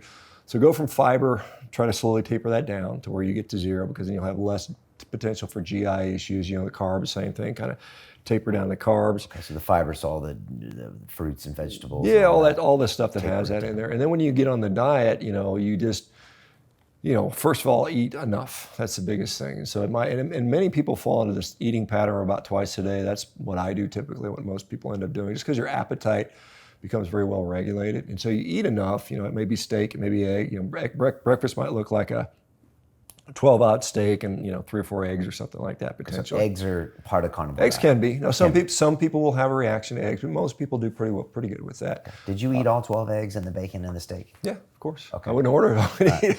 You're not a small guy, are you? Yeah, no. You see, I'm like 240 right now, but that's and I had like 8-ounce hamburger patties earlier that day. So I had 28-ounce hamburger patties. Not 8, 1/8 of an ounce. Sorry. So it was like 2.5 pounds. Okay, and they just cook them up, just patty, Yeah. and you eat them straight. Yeah, I had a little bit of cheese on those particular ones, but I mean, yesterday was kind of a weird day because I was traveling, and it's not what I would normally do, but I do. And it kind of pisses people off when I go grab a fast food burger. They get, oh my, you're killing the planet, and so on and so forth. When you order a burger, you're killing the planet. Well, you know, that's sort of the belief there that some people think that, you know, our beef has to be perfectly raised. And this is another, I think, as we look for a solution for climate issues, and it's not that we should ignore that, I think we should continue to improve agriculture. There are ranchers now that are actually putting carbon back in the soil. I mean, this is actually demonstrated. And the interesting thing is, not only are they doing that, and I just talked to a rancher out of Idaho, his name's Glenn Elzinga at Alder Spring Ranch. He actually has cattle up in the mountains of Idaho, and he feeds them he has this diverse plant diversity. I mean, it's like, it's not just grass, it's all this stuff. And they eat wildflowers, and he goes by and he samples them and sees he tastes the food that they're eating. It's kind of funny. He's like a plant botanist or something like that, and his wife does the same thing. And they're finding that these cows preferentially choose this wide variety of food they like to eat. And the interesting thing is they get big on this because higher energy, they choose a higher energy food, kind of like what they do in a feedlot, but they're doing it naturally on the food they care to select, and they're putting on just as much weight as they do in a feedlot. Not only that, he has an area of land where he used to could only run 200 head of cattle. He now can hold 500 in the same area. So that means we potentially have the capacity to increase our cattle herd, provide more beef, put carbon back in the soil, you know, and feed people and make them potentially healthy. And I know this is not what people want to hear, and they say it's not scalable, but the studies that show it wasn't scalable was assuming standard grass ranging production, which is not what these guys are doing. So these guys are showing, again, there is another option for it. So this is a viable potential solution. What do you say about the climate change? I mean, obviously the methane and Cowspiracy went big on that. Well, I mean, first of all, you know, when we look at greenhouse gases, and I know there are people that say there's no such thing as climate change and man is not doing it. I'm not one of those people. I don't know. I'm not a climate scientist. But what I do know, and I've looked into this pretty extensively, so when we look at methane in the atmosphere, there's a couple ways to measure it. There's something called top-down. So we can say what's actually in the atmosphere. Where did that methane come from? And we can tell that because we can look at isotope signatures. We can say methane from fossil fuels has this isotope signature, methane from cows has this isotope signature, from rice paddies, from the ocean, from natural gas, fracking and stuff like that. They can tell where it comes from. And when they look at that stuff, there's no real increase coming from cattle. In fact, the world cattle population, most people don't know that, we've lost 100 million cattle over what we had like 30 years ago. Our cattle size has gone down, yet methane in the atmosphere has gone up. So it's clearly not coming from the cattle. But what we do is these bottom-up assessments, and we say this cattle is going to make this much methane, and we know how many cattle there are. There's 1.4 billion cattle on Earth, so we just do this number. What we don't know is where all the other methane is coming from. We have no idea. So we're only measuring what we think we can measure. And then we're saying, well, the cows contribute to this percentage, when in fact, we don't really know where it's all coming from. But when we do the top-down assessments, we know it's not coming from the cattle. It's not that we shouldn't better manage these things. I mean, it's something we can do, but it's nowhere near the impact. You know, any climate scientist, you talk to guys like Michael Mann, who are the hockey stick guy, he says it's not cattle, it's not cows, that's not the issue, it's fossil fuels, if anything. So we have to say, where do we really need to put our resources? And, you know, there's some people, a conspiracy, say, well, the fossil fuel companies trying to make the cows a scapegoat. Of course, you know, animal activists, of course, are going to say that, you know. And then, you know, there's these protein companies are going to kind of buy into that because now we've got this other market. And guess what? It's a lot cheaper for us to make Beyond Meat Burger than it is for us to raise cattle. You know, it's just more, profitable. All right, so it's better for them as well. Right, sure. And just back to my diet, so I'm going to taper down on the carbs, taper down on the fiber. Right. And then beef, eggs. Whatever you like. I mean, Okay. This is what I would do. I would start out, you know, whatever you feel like. You know, just animal products. You can use some spices. If you need spices to make it fun, I mean, I would never tell anybody, go just eat a bowl of ground beef and do that every day for the rest of your life. That would be like miserable. And then, you know, you don't approach it as, I'm going to do it the rest of my life. You're going to do it. I'm going to do it for 9 days and see what happens. I don't know if you have any health issues at all. Like, you know, I don't know how old you are now, Brian, but 48. 48. No, I don't. So you're good. So, you know, maybe you'll find that I feel a little better. I have a little better cognition. My energy's better. Maybe some minor aches and pains go away. My digestion feels better. Those things you might notice. And then you can decide, is it worth it or not? But I would say you do it for a period of time. You eat enough. Dairy is one of those things where a lot of people use it as a transition type food. And then, you know, you can kind of say, is it helping me or not? And you'll find like Joe Rogan told me, he goes, man, all I want to do is eat steak. Your body kind of tells you. And it's kind of funny because before, you know, Like pregnant woman, it kind of tells you what to eat. tells you what you want to eat. And like things like chicken, which is surprising. People will say, well, what about chicken? I'm like, that's fine if you want to do it. But nobody wants it. But after about a month or two, you're like, it's like the salad or the appetizer. Where's the real food? And you'll find out pretty quickly what your body's asking for. And you can be intuitive and listen to it. And some days you'll eat once a day, some days you'll eat 3 or 4 times a day. And you just, you know, like I said, the nice thing is you shouldn't have to think about it. All you got to do is listen to your appetite, and you'll find it very easy. What do I do if I'm on a plane, in an airport, or hanging out in a place where a restaurant can't make me custom stuff? Well, I mean, I've you know, like every airport I've ever gone to has a place that has a burger patty, right? And you just say, hey, just give me a burger patty and throw an egg on there. Give me 20 of them. Well, I mean, I'm a big guy and I eat a lot more. Okay. But I mean, throw an egg on there and some cheese on there. You might say, hey, give me 2 burger patties with some egg, cheese, and a little bit of bacon if you like that. Throw it on there. And that's fine, and you can do that. Or, you know, if it's you know, flying. Well, how far is it from New York to London? Is what, a 4 or 5 hour flight, something like that? 6, 7. 6 hours. Yeah, okay, whatever it is. Yeah. Eat before you don't have to eat on the plane. I mean, you know, they're not gonna serve you a steak on the plane. At least maybe. I know what airlines you're flying on. They used to do that, you know, back in the day when they were But flying. I could bring like 12 boiled eggs if I wanted. If you wanted. You know, you're gonna find that. One thing that's nice is something called biltong. I know you might be able to get that in London. Yeah, it's good, man. Have you had it? Yeah, it's basically beef jerky, but in more pure More form. fattier. Yeah, it's fattier. a South African type of thing, Yeah, right? yeah, you're that's right, yeah. Biltong's great, and it doesn't have all the sugar and stuff Right. that's sticking. Yeah, in you the take jerky that on the later. plane, and if they don't confiscate it, maybe the TSA will take it. I don't know. Maybe. I'm sure you've heard this before, but it's not practical for everyone on this earth to eat carnivore, is it? No one's suggesting we should. I mean, that's a straw man, ridiculous argument. No one's going to all eat vegan. No one's going to all eat the Mediterranean diet. It's just an option for people that choose to do it. I think it is definitely, we could definitely increase our meat production and help the planet. I think it's doable. And I know if we look at worldwide cattle practices, the second biggest herd on the planet is in India. They've got 215 million cattle, right? One of the big, the United States has 95. So they got more than double what we do. And they don't kill them there. Well, they do some. They do actually kill some. They export them, but their animals are all sick. They're all infested with parasites. They're very poorly managed genetically, breeding wise. If that herd in India were just to be managed with the technology we had in the 1960s in the U.S., they would double or triple their output just there alone. So we have, you know, about 70-80% of the agricultural practices when it comes to animal agriculture around the world are they're like 500 years old. I mean, they're so far back from efficiency. I'm not talking about putting everybody in a feedlot. I'm talking about breeding the animals appropriately, you know, taking care of their health appropriately. You know, there's a lot of things that you could do to do that. So we could definitely do it. And then if we did a regenerative agricultural type thing, we could produce, we could increase the yield by even, you know, double, triple, 3, 4, 5, even up to 8 times more than we do now. Okay, so we have the capacity to get 20% of the population on carnivore. Maybe not that much. Yeah, I'd say we would. I don't think it'll ever come to that.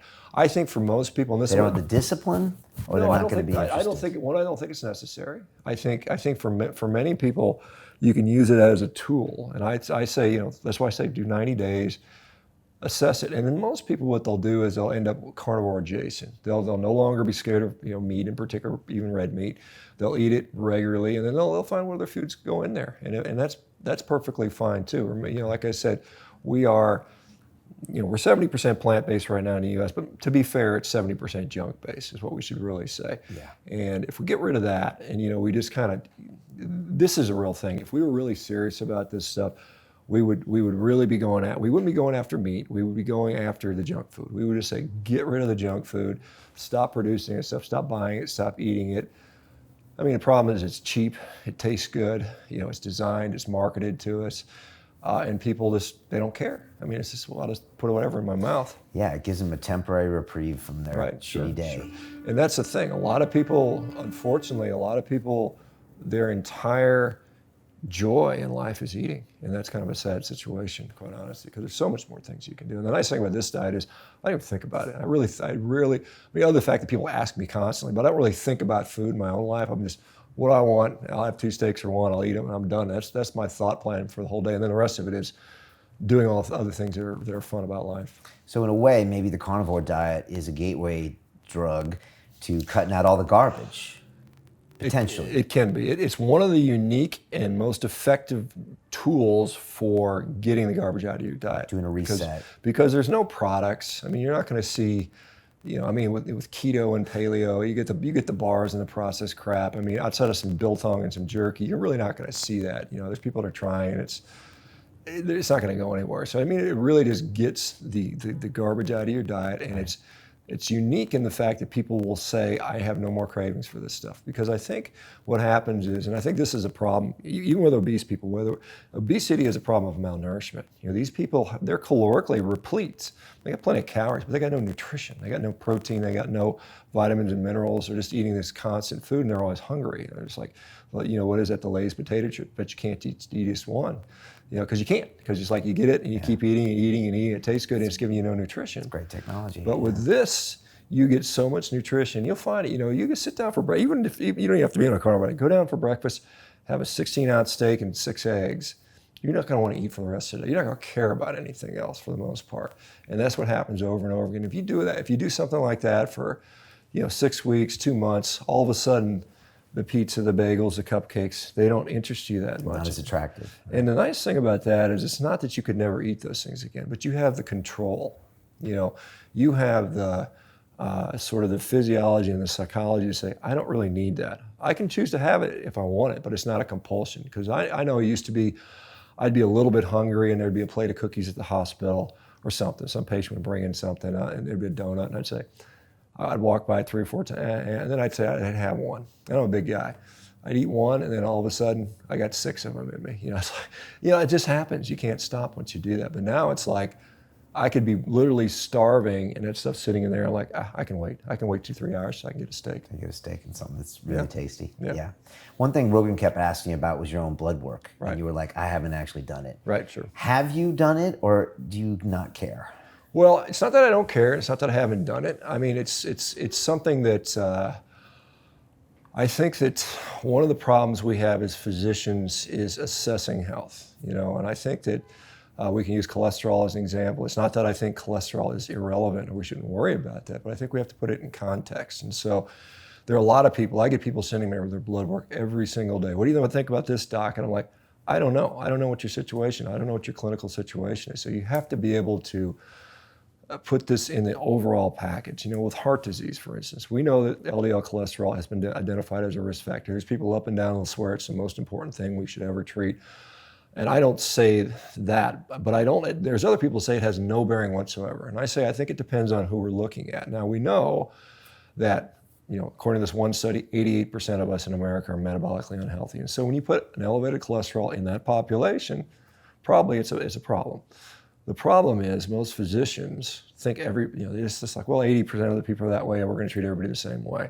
And it's not the case. And if we look at, risk factors for cardiovascular disease, there's a whole bunch of things, some of which are, our sex, our age, genetic history, we can't change, but smoking, what we're doing as far as like glucose stability, hyperinsulinemia, inflammatory markers, visceral fat, all these other things, carotid intermediate thickness scores, coronary artery calcium test, all of those things play a role. And so when you look at the whole big picture, and there's some neat calculators where you can plug this stuff in there, we can see that there are a lot of things that can make an impact. And I think we're seeing a sort of a unique subset in the low-carb population, the ketogenic populations, and now in the carnivore populations where some people will have elevated cholesterol, and yet every single marker of disease otherwise looks great. And so you got to question yourself, is that marker valid in that population? Is it an anomaly, or are these people truly sick? And there's people that are literally diabetics, 50, 100 pounds overweight, visceral fat everywhere,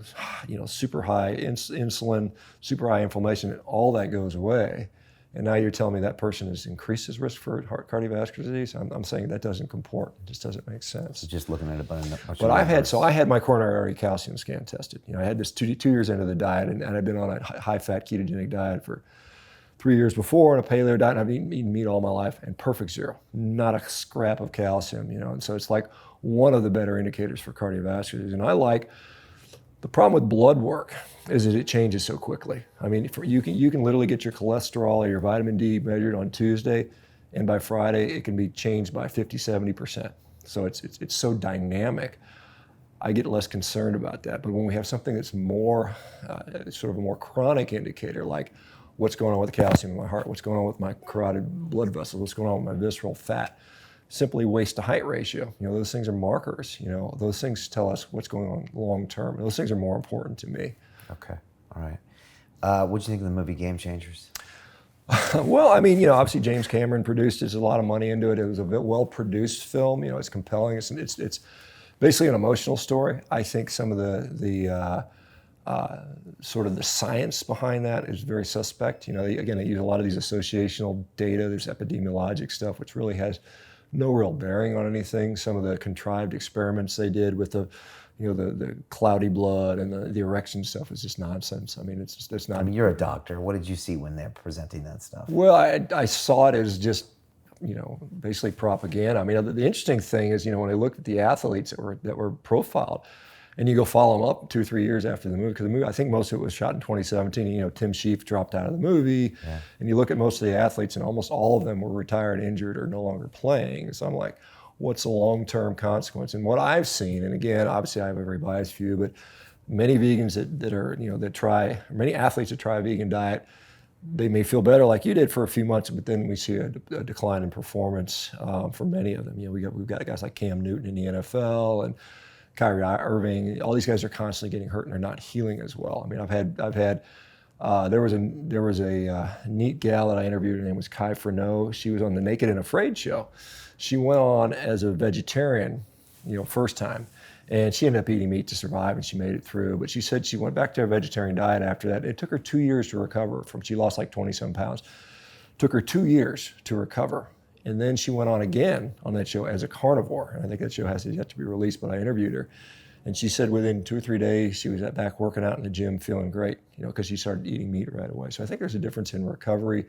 I think, obviously there's a bias there. James Cameron is heavily invested in pea protein manufacturing, so it's kind of like an ad for pea protein, quite honestly.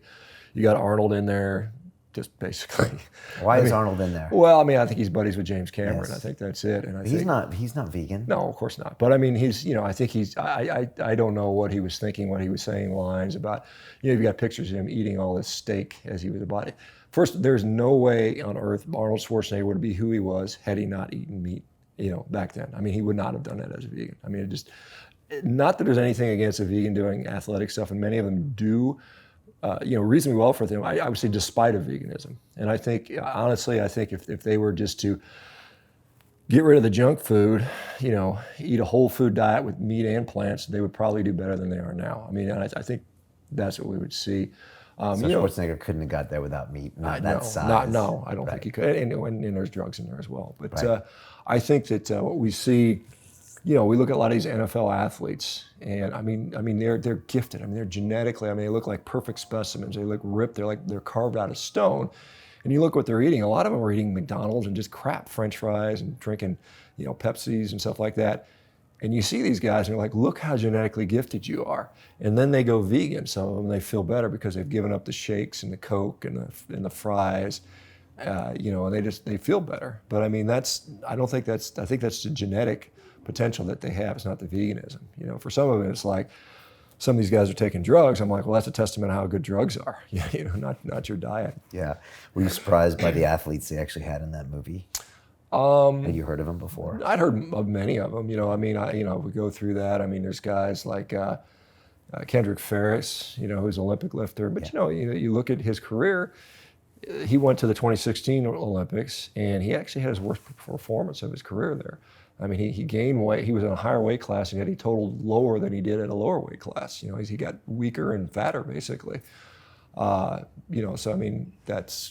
I mean, hats off for him for still making it there. That's a huge achievement. But he built up all of his strength, power, and his Olympic capacity as an omnivore. Eating meat and doing all those things. And so, what do you think of the strongman? Patrick Baboumian. Well, I mean, again, I know he's been questioned about using drug usage, and I think he's basically admitted to using drug usage. He again built up much of his muscle early on as a meat eater.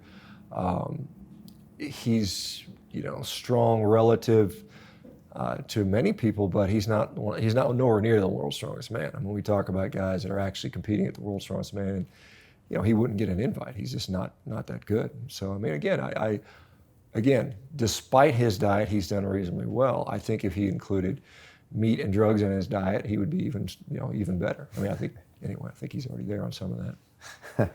And what's your life like these days? You no longer are orthopedic surgeon. So yeah, I had, it was kind of interesting. If we go into the story real quickly, I was practicing as an orthopedic, very busy, head of the practice, seeing tons of patients, very, very, successful guy. Got into, convincing people to change their diet, started canceling surgeries. Hospital didn't like that because they lose revenue. I mean, the hospitals run on thin margins and they depend on a lot of surgeries. And so I ended up... And so the diet was getting people off surgeries? The diet was making me cancel surgeries. What kind of surgeries? Like joint replacements. Really? Because the inflammation was giant. Because the inflammation. I see this still to this day to day. I mean, every day I see people with bone-on-bone arthritis and they're like, my knee just completely stopped hurting. And so we're like, well, then there's no point in doing a surgery on a knee that doesn't hurt. It doesn't make sense. So I ended up, going away from that. I went through a long legal battle about that. Surrendered with the hospital, and I surrendered my license at the state level. They said go get independently evaluated. They did, and they said you're fine. Go back to practice. They gave me my license back, and I've gotten so far away from that and so much into what I'm doing now. I'm like, I don't want the hassle right now. I'd have to do it part time anyway. And so my life is busy with, just talking to people all day long. Everybody's got, everybody wants to talk to you about something. He's got an idea, I want you to do this and that. And I try to with the diet, with the carnivore diet. With diet and other things, like I said, we founded this company. I've got my co-founder is a just brilliant technical person out of Silicon Valley. And so we're really trying to, like I said, promote this health creation type model. And so I think people are getting fed up. I mean, I think there's a lot of people out there that are just tired of the disease management industries, which I think we do. I mean, we do acute care pretty good. I mean, and I think most doctors are in it for the right reasons, but I think the healthcare system is sick, basically. I think it really is. And I think I'm trying to provide an alternative option. Right now with meat-based, we'll probably go into lifestyle, because there's a lot of things. And you've interviewed people that talk about sleep and, Wim Hof and his cold and, all those things that I think are important parts of being healthy. And so we can kind of bring that whole package to the people and see if that makes a difference. I think it will. I think our results in the end of the day are going to be better for chronic disease than some of these other things. Yeah. You're kind of an anomaly of a guy, with the medical degree. You still, compete in rowing. At 53, you're in pretty good shape, and now you're the carnivore diet guy. I'm kind of I guess an interesting person. I mean, I would have, 5 years ago, obviously I would have never thought. I thought this is totally crazy. But I mean, Were you in the spotlight 5 years ago? No. I was, locally in town, I was a surgeon. People kind of know you there. But I mean, now it's like, you kind of get a lot of people that, interact with you and know you. And, you get recognized now. I mean, so far, I've never had a vegan come up to me, never. I mean, I'm sure some of them know who I am, but I mean, I've had a lot of people that have been impacted by the diet come up to me and want to talk and, tell me that they, have felt better because of that. And that's rewarding. It's fun. What's a daily practice for you that's just non-negotiable? I'm a bit of an obsessive exercise person. I mean, I don't feel good if I don't do something physical. You've been an athlete all your life. Yeah, I mean, I started, when I was about 12, 13 years old, training with weights and competing in sport after sport. I won world championships in different sports. And which ones? Rugby? So, I mean, I played high-level rugby. I played in New Zealand at a very high level with a lot of the international top athletes in their Premier League. Are they the best? Are the All Blacks the best? Well, not this year. They weren't. Okay. South Africa beat them. So, but I got to play with those guys. With some of the All Blacks in the league I was in. So I won't say I was.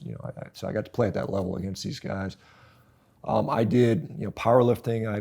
As a drug-free athlete, I deadlifted almost 800 pounds. Back, when I was in my early 30s.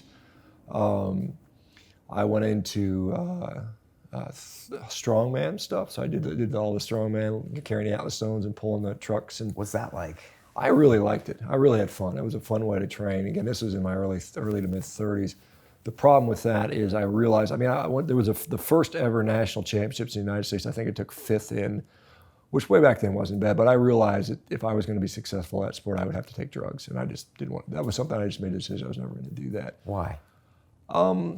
One, I just felt I didn't need to. And two, the risk to benefits I didn't see would be positive. By that point, I'm not going to make a career out of it. No one's going to make a lot of money doing that, unless you're a 20-year-old, Major League Baseball player or NFL guy. It's probably not worth it for most people. And so I kind of fought that. I kind of became a drug-free zealot. I remember I used to argue with these guys taking drugs, and it used to piss me off when guys would enter a competition was supposed to be drug tested and drug-free, and they were cheating. And that I didn't care if people did it on their own, but when they did that and I'm competing against them, it used to kind of get me a little bit irked.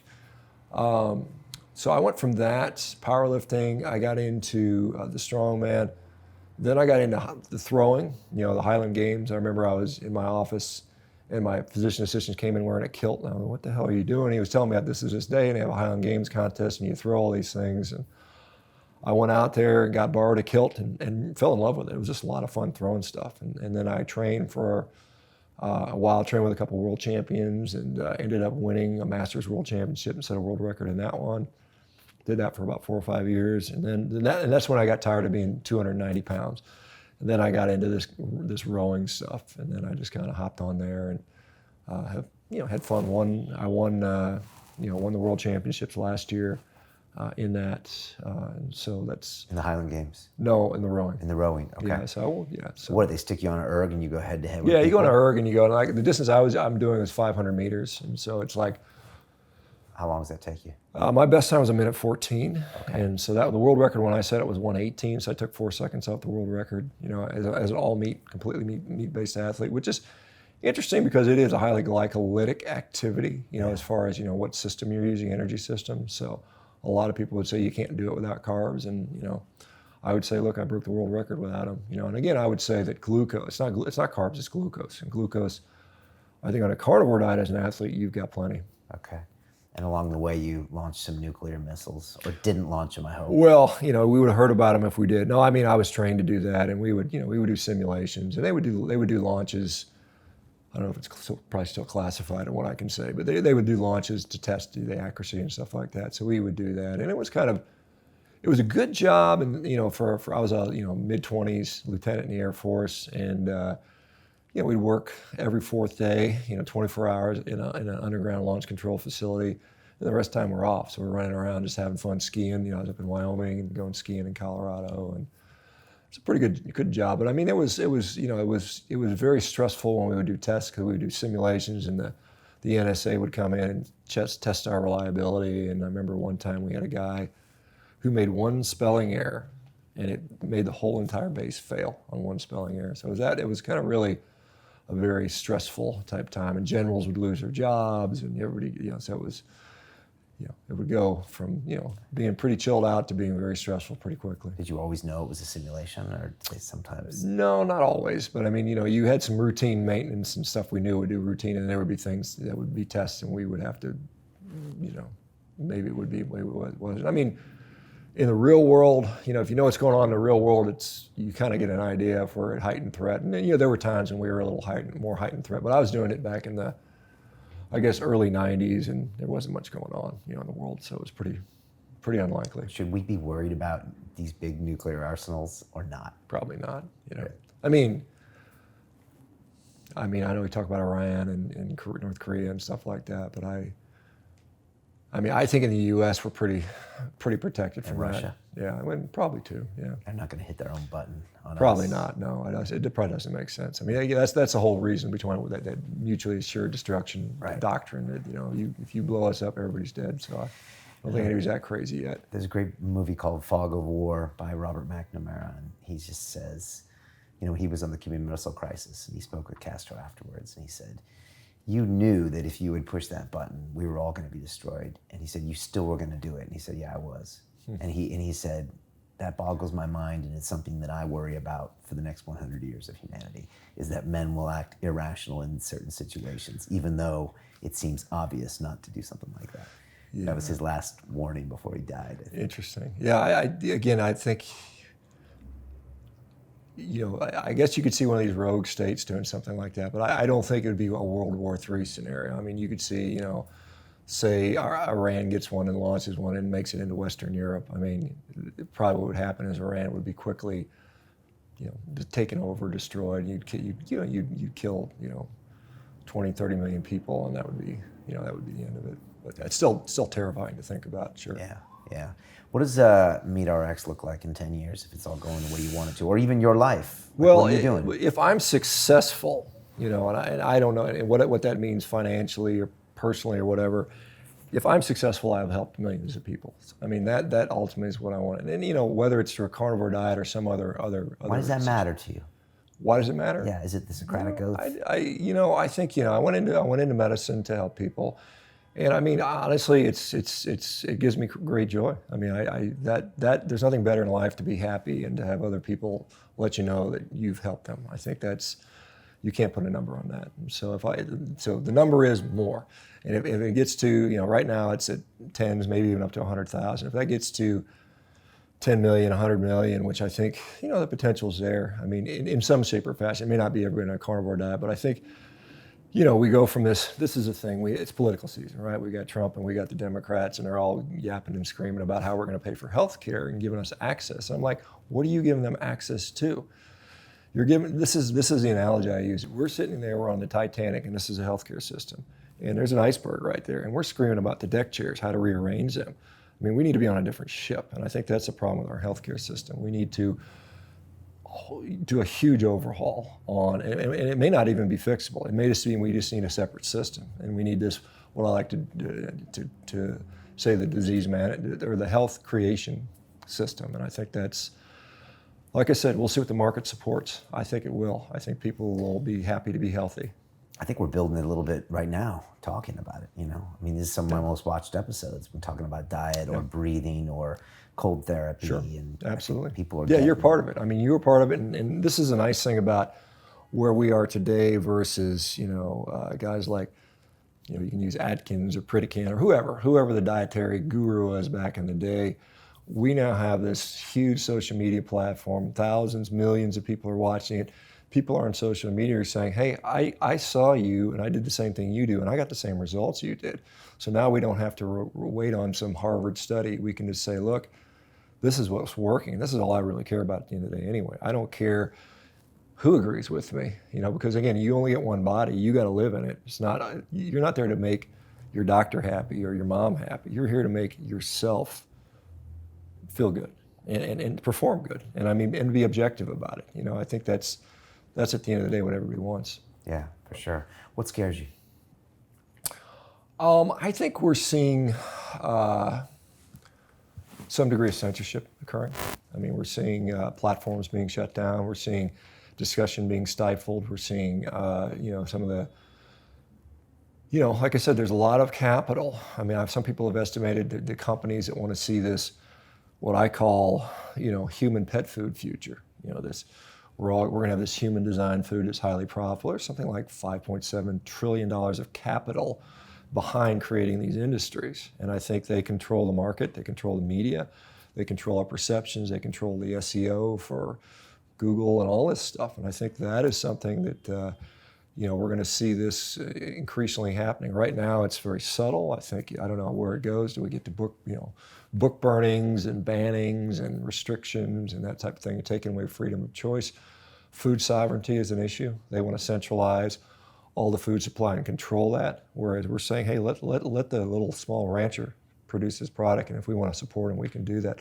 That's increasingly harder and harder for these people to do, and our policies are increasingly in favor of corporatization and just centralization of a lot of the commodities, and I think that's scary. Something like 10 companies control all the food on the planet. That's a scary proposition. You think about it, because they can do whatever they want, and food is.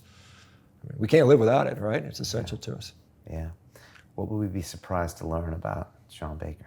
Something you do that maybe is uncarnivore or unathletic or unathletic. I don't know. Gosh, I've got so many things I'm awful at. Music is awful. My kids tell me, don't sing, Dad, you're an awful singer.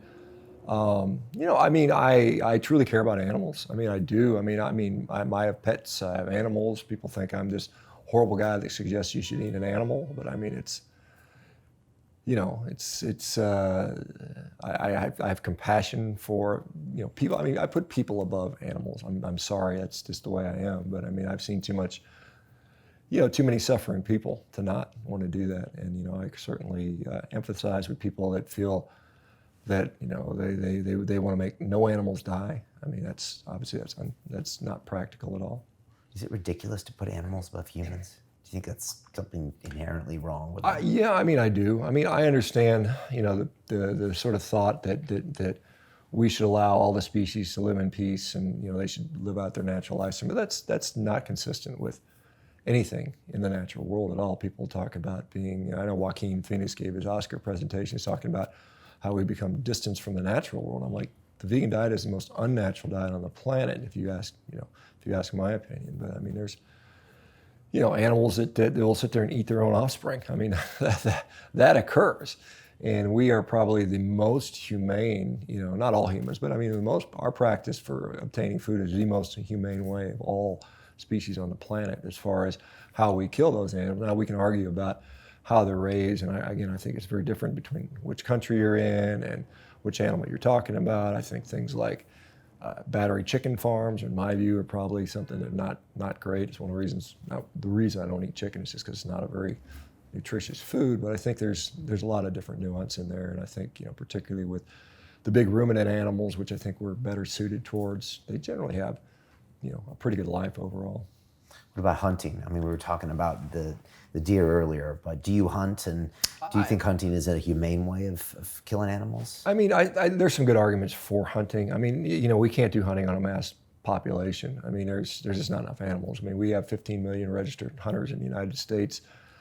That's not even 10% of the males. If we, you know, and there's females that hunt, obviously, but if we were to all hunt, I mean, we would go through the deer population and the elk population within a year probably. So we can't do that. We have to have a way to sustain ourselves, and it's got to be, you know, through animal agriculture, or, you know, the other people would argue we can just do away with that and all eat plants. And I think that's, you know, that scenario has already been calculated. Don Lehman, excellent researcher, has done research on that and saying if we all went plant-based, we could generate some more calories, but we would all end up with critical deficiencies in things like zinc and lysine and some of these other nutrients. And so, again, this is the other problem. We frame arguments. I remember at the beginning I talked about framing, you know, the healthcare sector is 10% of our greenhouse gases, you know, but if we frame nutrition and we say, what is our metric, and we just say calories, well, then the best crop to grow from an input basis, you know, to feed people the most calories is basically sugar. Sugar is the most calorie-dense food you can grow, and we could just argue that we should be eating sugar. Obviously, that's not a good solution. So when we look at actual nutrition, you know, animal products become much more important. We look at, you know, indispensable amino acids, you know, leucine, lysine, and some of these others. We see that, you know, the greenhouse gas versus nutrition argument starts to really even out. So it's, again, where you draw the line and who frames the argument. And this is the deal. Right now, the vegans are framing the argument with the metrics they want to measure. And we're saying, let's talk about nutrition. Let's talk about overall impact of diet on everything, and not just, you know, one specific thing. Again, getting away from the myopic stuff, stepping back, taking the big picture view and saying, what are the unintended consequences in different sectors? And have we thought that out? And I think the answer largely is no. And it's mostly an emotional appeal to emotion. Yeah, it's big though. What keeps you awake at night? You know, I would love to say that, you know, I, you know, have just been wildly successful in what I've done so far, and it's still very tenuous. I mean, everything I'm doing could just get taken away in a moment. You know, some of what I do is based on social media. That can be wiped out in a second. This business I've started, we're still all just launched, just off the ground. It could fail miserably.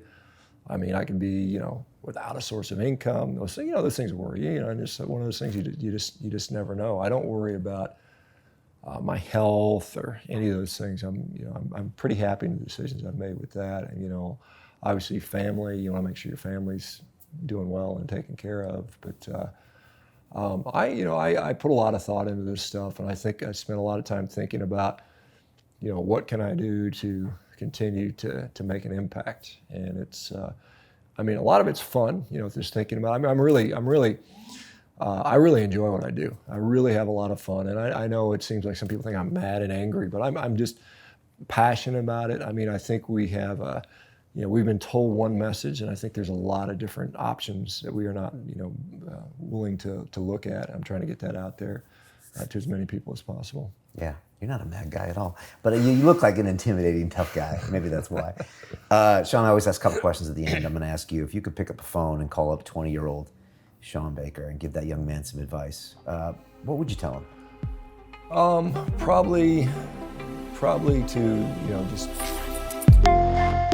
The following success secrets are only available inside the London Real Tribe, where you get exclusive access and insights from our high-performance guests on wealth creation, productivity, leadership, morning routines, health, and well-being. To join our tribe community, go to londonreal.tv/tribe. Now, let's continue with the show. Thanks for sitting down. I appreciate this. I'm going to be thinking about the carnivore diet. I'm going to be even more open-minded to red meat. Sure. And keep doing what you're doing. I really appreciate it. Absolutely appreciate it. No, thank you.